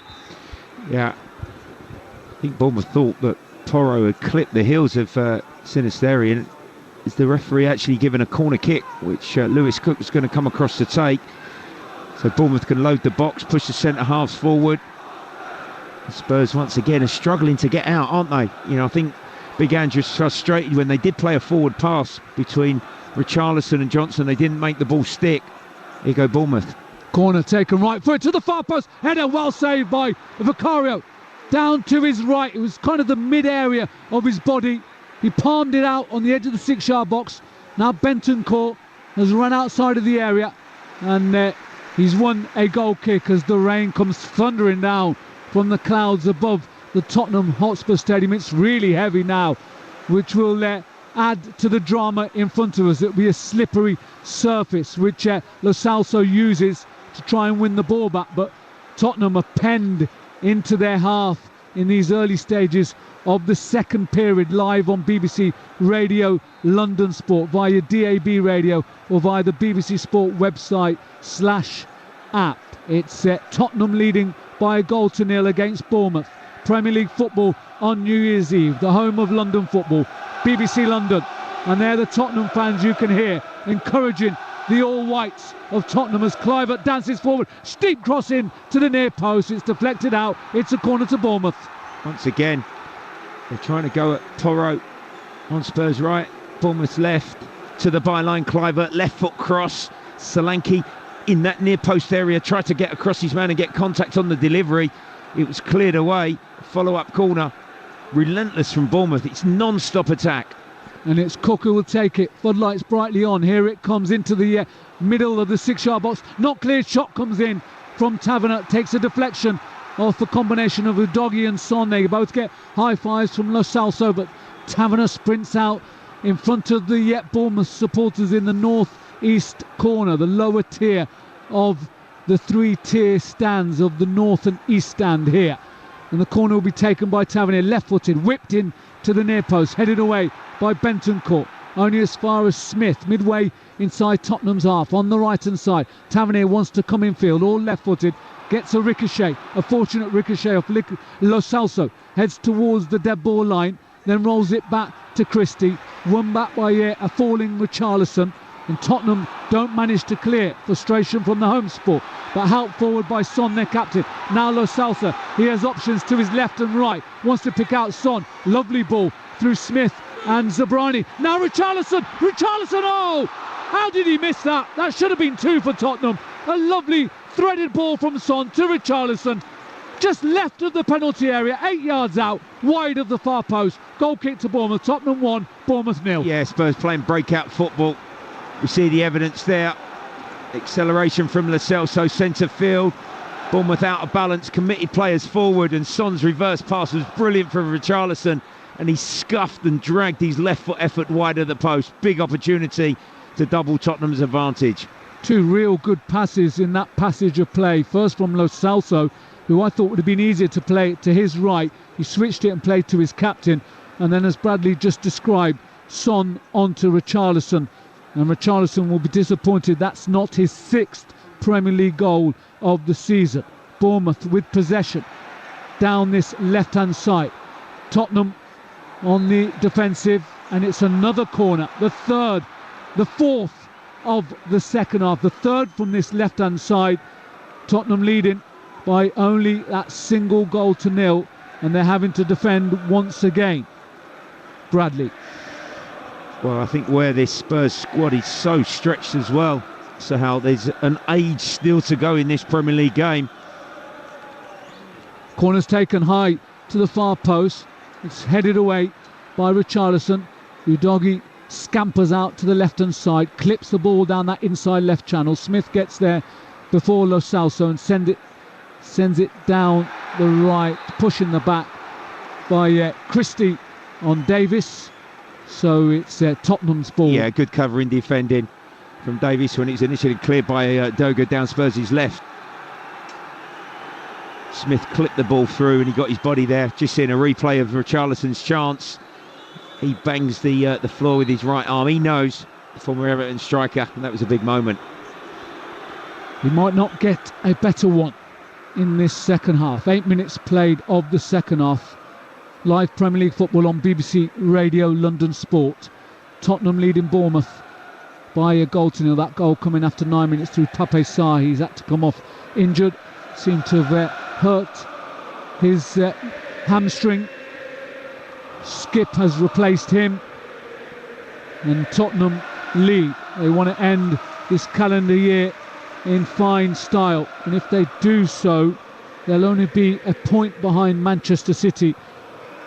Tottenham, whatever happens today, they'll stay 5th no matter the result. But being a point behind Manchester City, Bradley, is never a bad situation to be in. No, not at all. And with players to return fairly soon, Spurs still are sort of on the dovetails, and the aim of potentially European football secured come May by the end of the season. You know, that would be all important for this football club. It's a great point you make as well, with players to return.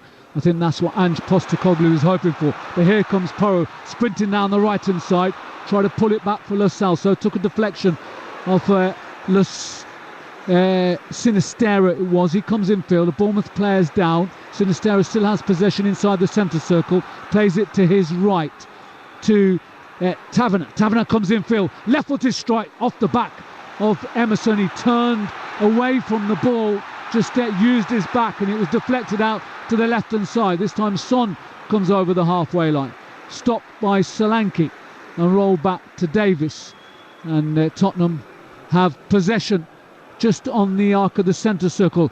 Craven Cottage, let's get an update. Last time we were there is one apiece. Emma Jones. It's now Fulham who lead Arsenal by 2-1. A Willian corner. Paulinia got the contact to play it in. It went off Declan Rice into the path of Cordova-Reid. Fulham 2, Arsenal 1. Thank you very much indeed, Emma. And that's a booking for Oliver Skipp. Yeah, from the previous passage of play. I think his foul on Lewis Klook, centre field. But the ball hadn't gone out of play for probably 90 seconds. There's a late challenge. That was a yellow. And he knows. But Spurs have got a free kick, foul on Emerson Royal on the halfway line. Turn up for the Bucks at the moment at Craven Cottage. Fulham were behind and now leading by 2-1. Live commentary of that with Emma and Steve Brown via the BBC Sport app. Fulham 2, Arsenal 1, Tottenham 1, Bournemouth 0. Free kick to Tottenham, just shy of the halfway line on the right-hand side. They're attacking the south stand, left to right as we watch in the second half. Johnson with some space, just outside the area. Son inside the left-hand side of the penalty box, tries to clip it back. Lo Celso, I think, was offside. He gets pushed in the back. South stand appeal for a penalty. No chance of that. Referee very calmly, very casually points for a goal kick for Bournemouth. Yeah, covering, defending across the pitch from substitute Max Aarons. Tracked Lo Celso inside the box. He just sort of nudged him in the back. And the Argentinian towed the ball out. No free kick, no penalty. Spurs want to make another change. It's being checked. It is being checked by VAR. Aarons came through the back of Lo Celso. When you look back at it, at the second time of asking, as the change is being made, Benton Core is coming off and Højbjerg is replacing him. So Benton Core makes way. Still not heard what VAR are thinking. We know they are checking that. So Max Aarons went in behind Lo Celso. He goes down. We're waiting for the goal kick to be taken to our right hand side. Højbjerg's on.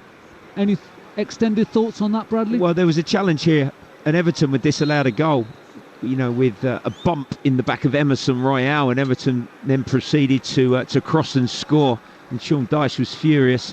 I don't think that there was quite the force in the challenge there. It was rather tentative, wasn't it, by Max Aarons on the back of Lo Celso. Checked by VAR, no penalty. Yeah, it's over, and players restarted with a backpedaling header from Davis on the left-hand side. Now to Højbjerg, who's just come on, replacing Bentancur, who's back after injury. As Bradley mentioned at the start of the game, he was injured against Aston Villa, and Matty Cash. It was an awful challenge, actually. But he's back, and that's good news. He's got some minutes under his belt before the FA Cup game, which will be, of course, live on BBC Radio London Football, non-stop here into the New Year's as well. New Year's Day, and then on Tuesday, which is the 2nd of January, we'll be live at London Stadium for the Premier League game between West Ham and Brighton. Just concentrating on what's in front of us now. Approaching an hour here at the Tottenham Hotspur Stadium. Home side leading Bournemouth by 1-0. Bournemouth with possession on the right-hand side with Tavernier. Tries to pick out Christie, but Cook has it. He rolls it back to the halfway line. Now inside the centre circle, under pressure from the blind side from Richarlison. And it's played out to the left to Sinisterra. Controls it first time on loan from Championship club Leeds United. Comes infield, dances past one player, plays it short and square. There's a chance here on the right hand side, into the area. Oh, it was missed at the near post from Solanke. You'd have bet your house the way he's been playing in the last few games, Solanke would have equalised, but it's a goal kick, and it's still Tottenham 1, Bournemouth 0, and Bournemouth about to make a double change, Bradley. Yeah, lovely control, slick move from Bournemouth, cross to that right hand side. Taverniers cross, Solanke come in and he sort of toe-prodded the ball, didn't he? Inside the 6-yard box. Another great chance. Should have been the equaliser, really. But Semeno, Billing now on. Some fresh legs for the visitors. Yeah, it's Justin Cliver and Luis Sinistera who make way for Semeno and Philip Billing. I'm surprised Sinistera's come off, to be honest, Bradley. For me, he's offered a real outlet in the first half and also in the second half. He's playing right below us. Yeah, he showed some sharp play, didn't he? But Billing is a player that has been scoring some goals. Semeno's done well since coming from Bristol City. You know, a strong athletic player and suits this Bournemouth style of play. But at the moment, and there he's just defending straight in the action. Watched him a few times when he played for Bristol City. I have to be honest, I wasn't surprised he could cut it in the top flight, but that's the reason I'm not a scout. What do I know? Just describe the action, and he's done well, as Bradley mentioned, since he made the switch from Championship football to Premier League football here for Bournemouth. But his side are trailing to Tottenham. We've played 61 minutes across the capital on BBC Radio London Football, the home of Premier League football in the capital, on your dial. Tottenham 1, Bournemouth 0. The goal after 9 minutes from Pape Sarr. Richarlison now plays it short and square to his left, just behind his captain Son, inside his own half. Rolls it forward 5 yards to Højbjerg. He gets it back. They'll be heading to the Asian Cup of Nations as well with his country, South Korea, next month, early next month. Given away by Porro. That was poor from the Spanish right fullback. Semeno has it with his dreadlocks bouncing around his shoulders. Boulders past Lo Celso, gets into the right fullback area. Lo Celso has a nibble, gets a deflection off Billing. It's a throw-in for Tottenham and a let-off for Pedro Porro. Yeah, he backtracked well there, Lo Celso, to help out the error that was made by Porro. And made it a 2v2 against Billing and Semeno, the recent Bournemouth substitutes, earned his side a throw-in. But Spurs, I think, are content here from a tactical point of view, so how to drop a little bit deeper, if anything, and be rather compact and then play breakout football, which is something that you don't often see really under Ange Postecoglou. They usually go after their opponent and actually press it himself. So that's allowing Bournemouth some good possession of the ball and then moving it with some quality. You had a lot of experts over the last few weeks saying, you know, he's not going to change his style. Maybe he needs to tweak it. Maybe today is the day for that. Bradley, he's just saying, calm down. Let's just keep our energy, and maybe have a burst in the last 15-20 minutes, because one thing this Tottenham side sometimes have done in the last 10 or 15 minutes, they've lacked that energy, lacked that zip. Yeah, great point. Son comes down the left-hand side. Now it's Lo Celso, 10 yards away from the dead ball line. Oh, it's fizzed into the near post. Richarlison has just shaved off his blonde locks, but out of play right below us here in the main stand, throwing for Bournemouth. Yeah, good combination, Son and Lo Celso. Curling cross away from goalkeeper Neto. Richarlison missed it. Johnson coming in. It was a teasing delivery. Spurs couldn't get the contact in that vital moment. Yeah, great description there from Bradley Allen. It was teasing, actually, inviting Richarlison or Johnson. Richarlison in the middle part of the 6-yard box. Johnson at the far post. It just came off the blonde locks of the Brazilian. But none of them can latch onto it. Emerson and Vicario get themselves in a bother. Mopped up by Skip. Lack of communication. Emerson is hurt. That's the last thing you want to see. Tottenham player hurt by a fellow player, but he's down. And Lo Celso can't see. Vicario's outside his penalty area. Emerson gets back up. Vicario says, why haven't you stopped? The reason they haven't stopped is Emerson seems to be okay. No communication between the two. Emerson says he doesn't want the ball, and he clears it left-footed out of play. Spins around like a ballet dancer and well, sits away to our down on his left-hand boots. side. The Bournemouth attackers pressed right out. Vicario, edge of the Spurs box. There was a coming together, the two Tottenham players on the back pass bit of a mess really, and Bournemouth nearly exploited it. But Emerson Royale on his right instep, I think he's took he took a bit of a whack. Yeah, a bit of a whack of the car. Last thing you want to see as a manager, Ange Postecoglou's with a lengthy injury list as well. Just looking down in front of me, 7-8 players out, a couple of suspended. We know Kulusevski will be back after today.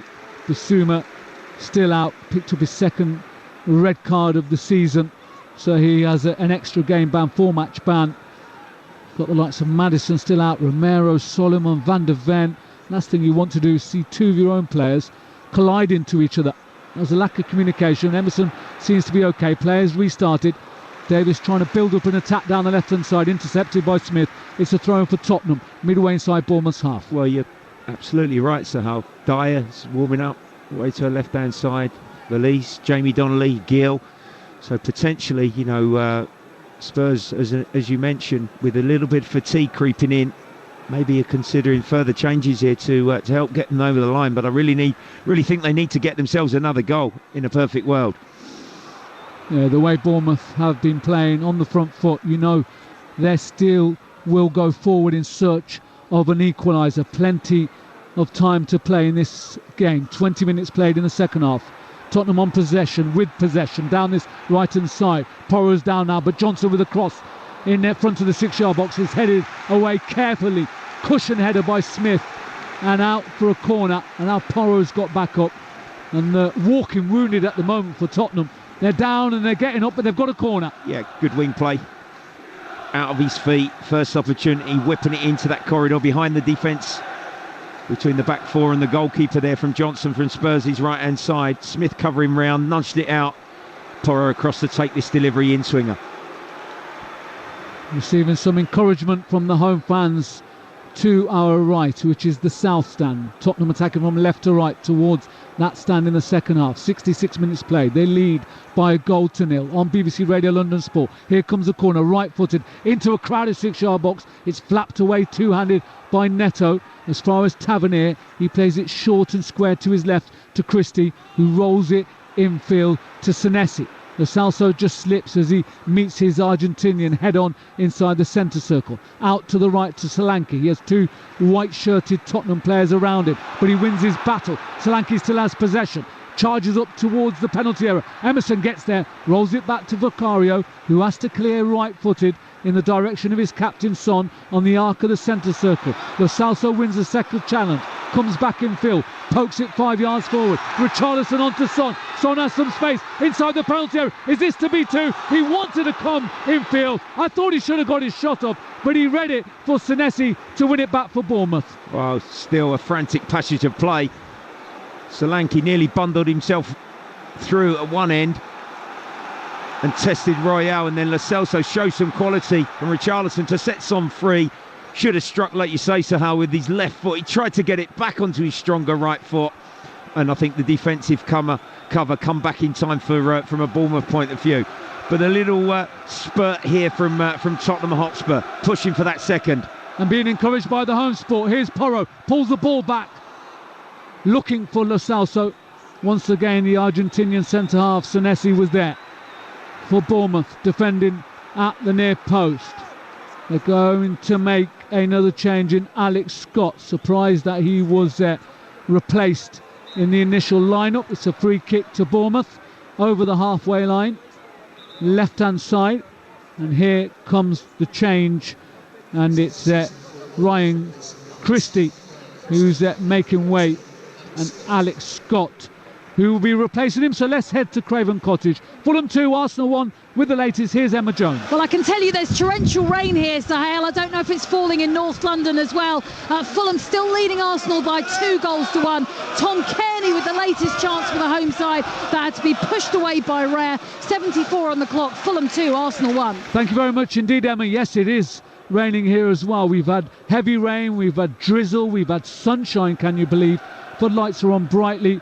We're heading to that time of the afternoon when the sun dips, but there's no sunshine now above the Tottenham Hotspur Stadium, even though Tottenham are winning. So if you're a Tottenham supporter and listening, I'm sure you are smiling on New Year's Eve.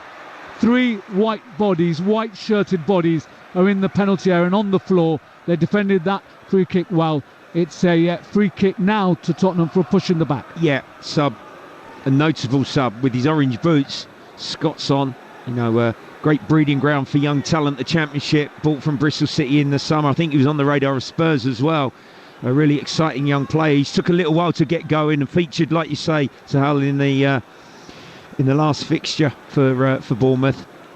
But he's on now with 20 minutes on the clock, so he'll be eager to have an influence, and I believe he's a Spurs fan as well, the youngster. And they'll be slightly fresher, won't they, Bradley, Bournemouth, because they played on Boxing Day. Yeah. And Tottenham played on Thursday night as well, so we've got 20 minutes. This is far from done, this contest, and I think Bournemouth certainly know that. They've given a very good account of themselves. It's been a very, very tough fixture, this one for Spurs, but these 3 points, if and when you look back at the end of the season, could prove to be monumental from Tottenham Hotspur's point of view.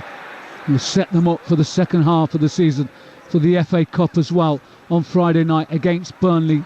3rd round. Whenever I think of the FA Cup, I can't help but think of Tottenham Hotspur.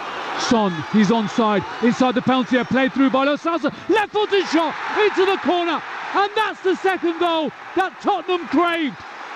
And it's their captain, Son. What a delightful finish. A lovely through ball from the Argentinian Lo Celso.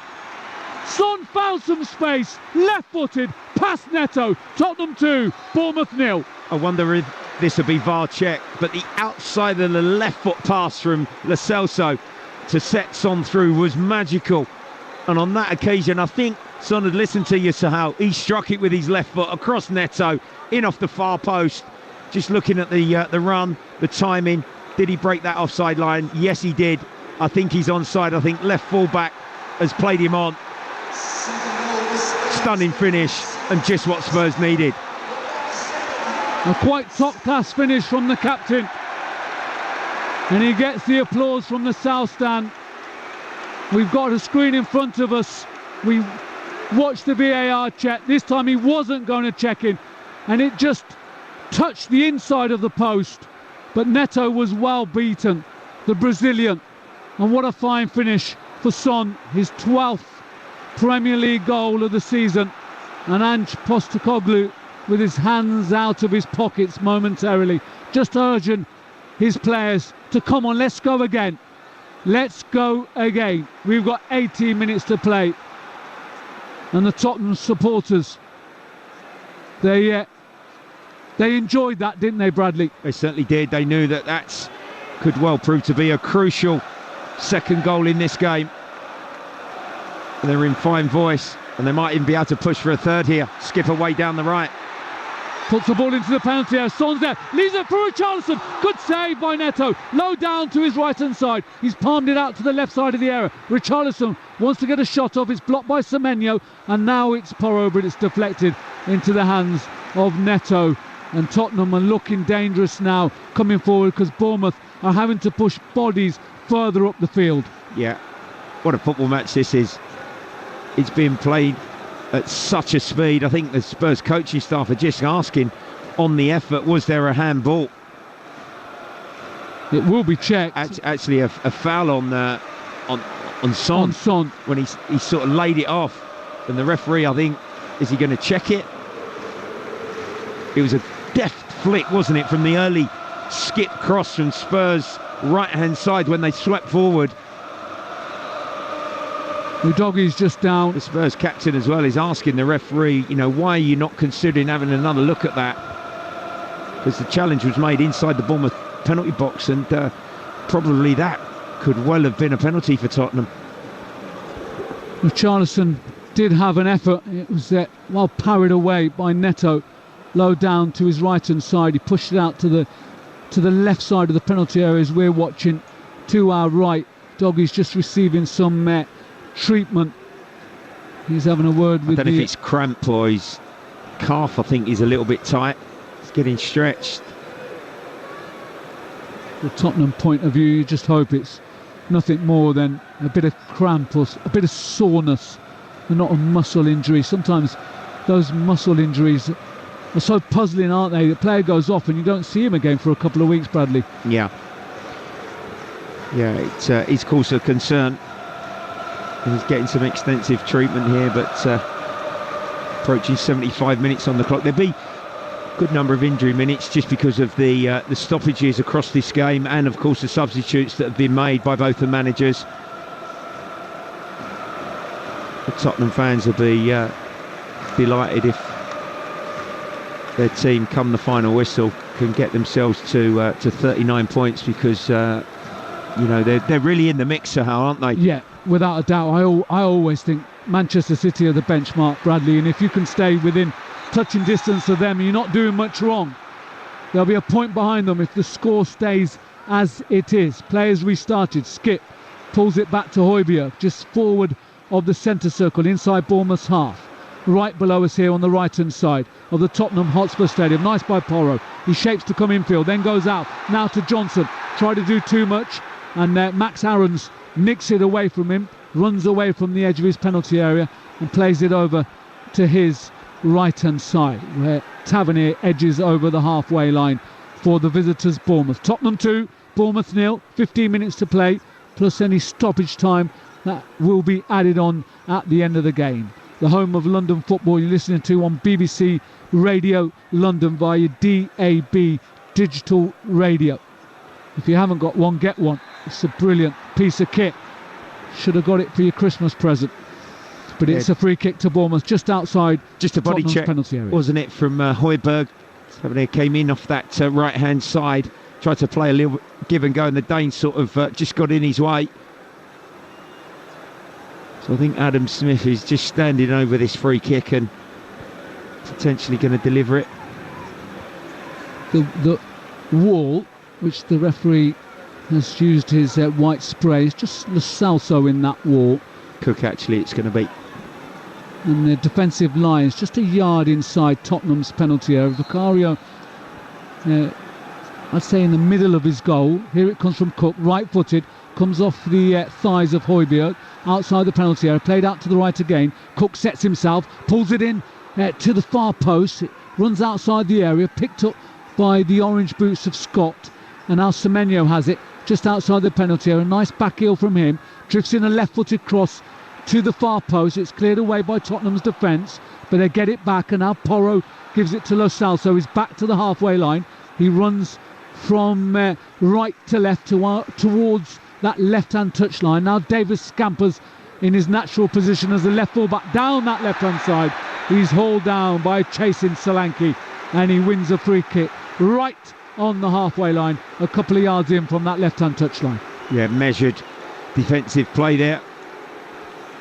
Really good from Ben Davis, stepping away from Solanke and drawing the foul. That was a centre-forwards challenge, wasn't it? And just a little bit of respite. I suppose a bit of possession here for them to get some passing in. And a little bit calmer since that second goal, which was 6 minutes ago from their captain Son. Tottenham at the moment, and I say it carefully, they are in control, leading by 2-0, but this Bournemouth side have always offered a threat going forward, and beaten in their last 7 top-flight games, 1-6, drawn 1, but heading for a defeat today. And now Richarlison played through by Son. Son onto Udogie trying to latch onto it, but out comes Neto, a scrambling Neto to meet him on the edge of the penalty area. Yeah, that was a pity. Son, Richarlison were in good position, and he just, with the outside of his right foot there, the Brazilian play through Udogie, who's in a really advanced position, but the forward pass was slightly overstruck. And now it's Semenyo on the left-hand side, inside the penalty area, taking on Porro. He slams in a cross, comes shot. I think it was more of a cross. I'll get Bradley's thoughts on a moment, because Bournemouth still have possession. Billing rolls it back in the direction of Tavernier, but Lo Celso wins it, runs away from the edge of his penalty area, gets body checked by Senesi, right under the nose of the referee. The Argentinian's going to go in the book. It's going to be a Tottenham free kick, just left of the arc of the centre circle inside their own half. Tottenham 2, Bournemouth 1. Well, firstly, Semenyo, a burst of speed from the powerful substitute, and great left foot cross, flashed across the Tottenham Hotspur 6-yard box. No attacker getting on the end of it. Real danger inside that penalty box, but Spurs then on the break. Brilliant ball carrying there from Lo Celso to draw the foul. He's had a fine game and been really creative this afternoon. Top performance by Giovanni Lo Celso as Johnson on the right-hand side. Oh, Richarlison! What a fine finish from the Brazilian. Cross clipped in from Brennan Johnson, and Richarlison with a first touch at the near post. Under the legs of Neto. And it's Tottenham 3 now. All of a sudden, Tottenham 3, Bournemouth 0.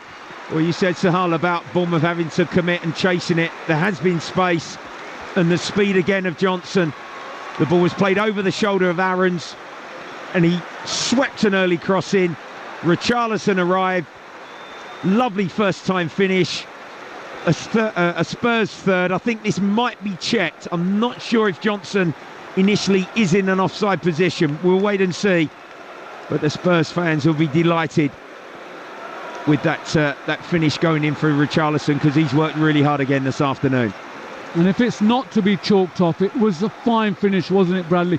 Took it first time, it kind of bounced up to him, rather awkward, but a finish of a striker who's full of confidence. Very much so, getting in the right position, and good that the pick out that Johnson found the delivery. Yes, it is counting. Fantastic. So here come changes aplenty. Let's start with Tottenham first. Eric Dyer is coming on any moment. Richarlison, the goal scorer, his day's over. The young Argentinian who scored on Thursday night is replacing him, Valise. So Richarlison just receiving a round of applause from all four stands here at the Tottenham Hotspur Stadium. Looks like an emphatic scoreline now. Tottenham 3, Bournemouth 0. Brian Hill is coming on as well. He's replacing Brennan Johnson. And Eric Dyer, as I mentioned first. And Eric Dyer is coming on to replace the captain, Son. And I think Son's surprised. The number did come up as Son. He's not coming off, is he, Brad? He's on the arc of the centre circle. David Brooks has come on, I should mention, for Bournemouth, and it is not Son, it's Lo Celso. I think Sonny said, go on, you're going off, I'm not coming off. And Eric Dyer is replacing Lo Celso. So they're the changes. Dyer, Hill and Valise on for Lo Celso, Johnson and Richarlison, and not the captain's Son. And David Brooks has come on for Bournemouth. Tottenham 3, Bournemouth 0. The goal stands from Richarlison, his 6th Premier League goal of the finish. And what a fine finish that was as well at the near post. Took it with a man who's found himself now here at this great football club. Yeah, very much so. I think, that'll further enhance and boost his confidence. He's now, all importantly, finding the back of the net as the Tottenham Hotspur number 9. It's given away in midfield. Scott sprints forward to Semenyo, left side of the penalty area. Deflected shot. Blocked, actually, by Emerson. It's out of play. It's a throw-in for Bournemouth right below us. The latest score at Craven Cottage when we were there last was Fulham 2, Arsenal 1. But there's been another goal. Emma Jones. There hasn't. It's still Fulham 2, Arsenal 1. Fulham with a real chance a few moments ago to extend their lead, but Raya making the save. 88 on the clock. Fulham 2, Arsenal 1. Arsenal about to take a corner. Beg your pardon. Sorry, Emma, there. Fulham 2, Arsenal 1. They were behind. Fulham lead by 2-1 into the final moments at Craven Cottage in the Premier League. Final day of 2023. It's New Year's Eve, and these Tottenham fans, Bradley, they'll be absolutely delighted as they head into the new year. But Bournemouth coming forward with Tavernier, pull back, Scott with the shot, and they've got a goal back. They've got a goal that they've deserved, and it's come through Alex Scott. Well worked down the left-hand side, pull back by Tavernier, and Scott just side-footed it home very calmly and very casually, and all of a sudden 6 minutes to play, is Tottenham 3, Bournemouth 1. Well, you can't say that Bournemouth haven't deserved that across the afternoon. They've had numerous crosses, entries into the Tottenham penalty box, chances at goal, some blocked, some off target, some wayward finishing, but not on that occasion. Lovely cut out, cut back and pick up, and he arrived on Scott just to reverse the finish into the bottom right-hand corner. It might prove to be no more than a consolation. There'll be a bit of time here as we approach the 85th minute. Bournemouth have been kicking themselves, really, that they couldn't have kept it at 1-2-0, and that third from Richarlison might just be enough for Spurs, but good play from Porro. Belize in a great position. Keeps the ball from running out of play. Slightly overhits his forward ball to Brian Hill, who runs away from the dead ball line, finds Porro again. Skip is offering a solution for him. Son now has it right below us on the right-hand side, a couple of yards away from the dead ball line, gets tripped up by Senesi. So it'll be a free kick for Tottenham deep inside Bournemouth's left full-back area. Just to quickly reiterate, it's Fulham 2, Arsenal 1. Arsenal were leading after 5 minutes through Saka, then Jimenez and Bobby D. Cordova-Reid with the response. Jimenez in the first half, Reid in the second. Fulham 2, Arsenal 1, Tottenham 3, Bournemouth 0. Yeah, Porro to take this free Bournemouth kick. 1, beg your pardon. Yeah, clip of the heel on Spurs captain Son. He's not going to rush here. And Spurs cap a fine afternoon with a fourth. And it's Porro who will take it. Places the ball very carefully, just on that white spray right below us, deep inside Bournemouth's left full-back area. It's flighted in to the edge of the 6-yard box, still not cleared by the visitors' defence, and now it comes to Tavernier under pressure from Hill. Hill wins it back, clips in across left-footed, well defended by an acrobatic, almost kung fu style Alex Scott, who's pulled a goal back for Bournemouth. Tottenham lead by 3-1. Final 4 minutes to play. Porro with a deep cross, right-footed from this right-hand touchline. It's headed away only as far as Son on the left-hand side. Now Højbjerg header from Hill. 2 yards away. He screwed his header back onto the crossbar. Son and now Skip. There's a forest of bodies around him, Bournemouth bodies, that is, and they clear out to Billing, and he's been foul tackled by Emerson. Free kick to Bournemouth, and he's been yellow carded as well. Bournemouth want to take this free kick quickly. Referee says no, slow down. Emerson in the yellow card. Free kick to Bournemouth midway inside their own half on this left-hand side. Well, it was clever play, wasn't it, from Gill's cross. It found Son.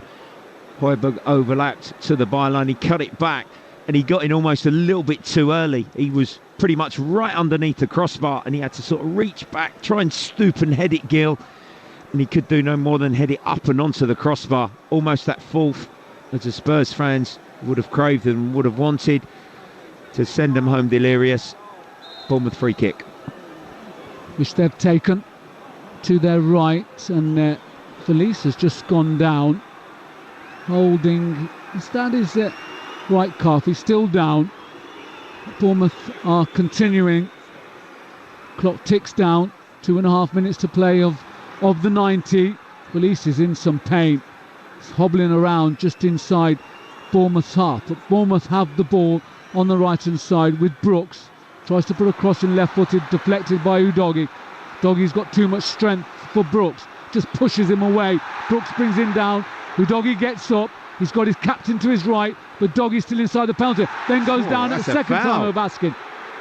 And now 2 players around Udogie. Udoggie's still down. That will be, I'm sure, getting checked, Bradley, but the referee stops play. It's a free kick. Well, he was Bournemouth. held back, wasn't he? Great perseverance and ball carry from Udogie, all of 60 yards down Spurs' left-hand side. I think he was nudged there by Brooks inside the penalty box, and just because the scoreline is what it is, I don't think the referee's actually called that one correctly. He's been a bit generous in regard to Bournemouth, but ball cross field. Spurs get another breather. Out of play, Tottenham Hotspur throw in. Yes, Semenyo miscontrolled. Time ticking down at Craven Cottage, and also here at the Tottenham Hotspur Stadium, South West London and North London this afternoon for your football on BBC Radio London. Tottenham 3, Bournemouth 1. Into the final few minutes of football in 2023 on your favourite radio station in the capital. And it's Semenyo who has it on the left-hand side. He edges towards the dead ball line, scrambling, sliding. Emerson Royale concedes the corner for Bournemouth. Bradley Allen. Yeah, I'm just looking at Veliz, the Spurs sub. I don't know if in that attack, when he tried to hit a shot goal bound, he sort of caught his foot or he's picked up an injury. He's not moving very well at all, the Spurs number 36. He's got back inside the penalty box to defend this Bournemouth corner, which is taken and headed away he can't run, can he? Spurs are down to 10 players at the moment. Yeah, he's hobbling now in the central area of the pitch, midway inside his own half. No one's up front. I think he really needs to just stay up front on his own. He's in real agony. Tottenham playing really effectively with 10 men because he can't even join in this attack as they come forward. Oh, wrong player. That was the wrong player. Højbjerg didn't know. Yeah, Belize is he's down, he's out. He's lying down, face flopped onto the surface, just 10 yards outside the penalty area. He's in real pain, to be fair to the young man. He's now getting up on his knees, but Bournemouth on the attack. Semenyo with an effort, central area of the pitch, 25 yards out. Got the direction, not the power generated. And then Vicario does like all goalkeepers do. Saved it in his midriff and flopped his both of his legs out behind him. Spurs will be best suited to put this ball out, really. And especially with 8 minutes to go, and give Belize a chance to at least get a little bit of treatment. He can't move. I'm not sure if some of the Tottenham players are reading the situation as well. Ange Postecoglou is telling him just to go down. He's told him 3 times, now 4 times. And once again, very dramatically, he flops onto his face and onto his midriff, and he needs to stay down, actually. To be fair to him, he's tried to get up a few times, and now Ange Postecoglou and the Bournemouth backroom staff, this is the angriest I've seen Ange, right below us on the halfway line. He's irate. Yeah, he's really upset. Some of the Bournemouth backroom staff, to be fair to the manager I've of never Bournemouth, seen him like that. Yeah, and ever. Neither have I here at Tottenham during his spell. Usually calm. He's having a word with some of the backroom staff. It's the backroom staff. It's not the Bournemouth manager. It's his assistants. And Ange was really upset there. Valise is now receiving some treatments. We've got time added on. I think what the Bournemouth head coach Areola and the coaching staff are sort of saying, he was up, he was down, Valise, he was trying to move, he was trying to sort of run it off, and that's hence when on a couple of occasions within that passage of play, Sahal, they didn't kick the ball out of play for him actually to completely have some proper treatment. Now he's getting it. And also, to be fair to the young lad, he tried to keep getting up for no one to stop the play, but I think he was doing himself more damage, wasn't he? And that's why, from Bournemouth's perspective, with them chasing the game at 3-1, that's why they kept going. They didn't deliberately kick the ball out to allow the stoppage, but the medics are on for Spurs. So Valise is getting some treatment. We've got 8 minutes of stoppage time. Be more time. than that. Yeah, it will be more than that. It'll be plus 10, I think. We literally played a minute, and then Valise went down, and the referee's shown a yellow card to Ange Postecoglou, the Tottenham manager. He took that well, and to be fair, and as Bradley just said, and I did as well, that's the angriest I've seen Postecoglou since he's come south of the border. And the Tottenham manager signed a 4-year deal. The stretchers come on, so Tottenham will play this injury time, which will be quite considerable, at least 7 minutes. They'll be playing with 10 men, but Valise is not going on the stretcher, so he's coming off. Let's get full time at Craven Cottage with Emma Jones. And it's finished Fulham 2, Arsenal 1. Arsenal, who with a win would have been top at the end of 2023, lose again. Saka had given them the lead. Raúl Jiménez back from his ban, made it 1-1 at the break. Deckled over Reed to put Fulham ahead in the second half. A first win for Fulham against Arsenal since 2012. Fulham 2, Arsenal 1. Indeed, Emma. Arsenal suffering back-to-back defeats then. Lost at home to West Ham during this Christmas schedule, and now to Fulham.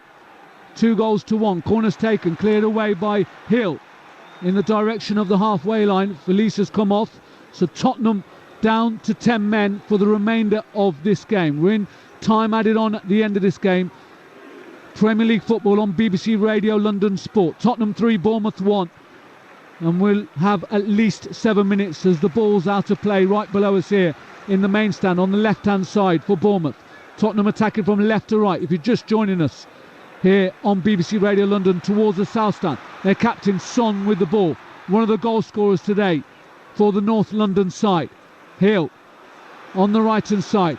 dances down that right-hand side under pressure from the tall, lanky, powerful Billing. Billing nicks it away from him like an adult taking sweets off a child, and he plays it out to the right-hand side to Smith. And Aarons takes it off him, comes over the halfway line, and Brooks comes in from that touchline, sweeps the ball from right to left. It bounces once onto the chest of Semenyo. Tavernier giving him an option on the overlap. Semenyo inside the penalty area on the left-hand side, showed too much of it to Porro. Porro did really well, used his body out to the penalty area, once again using his body. He cleared it, come off a Bournemouth player, and it's run out of play.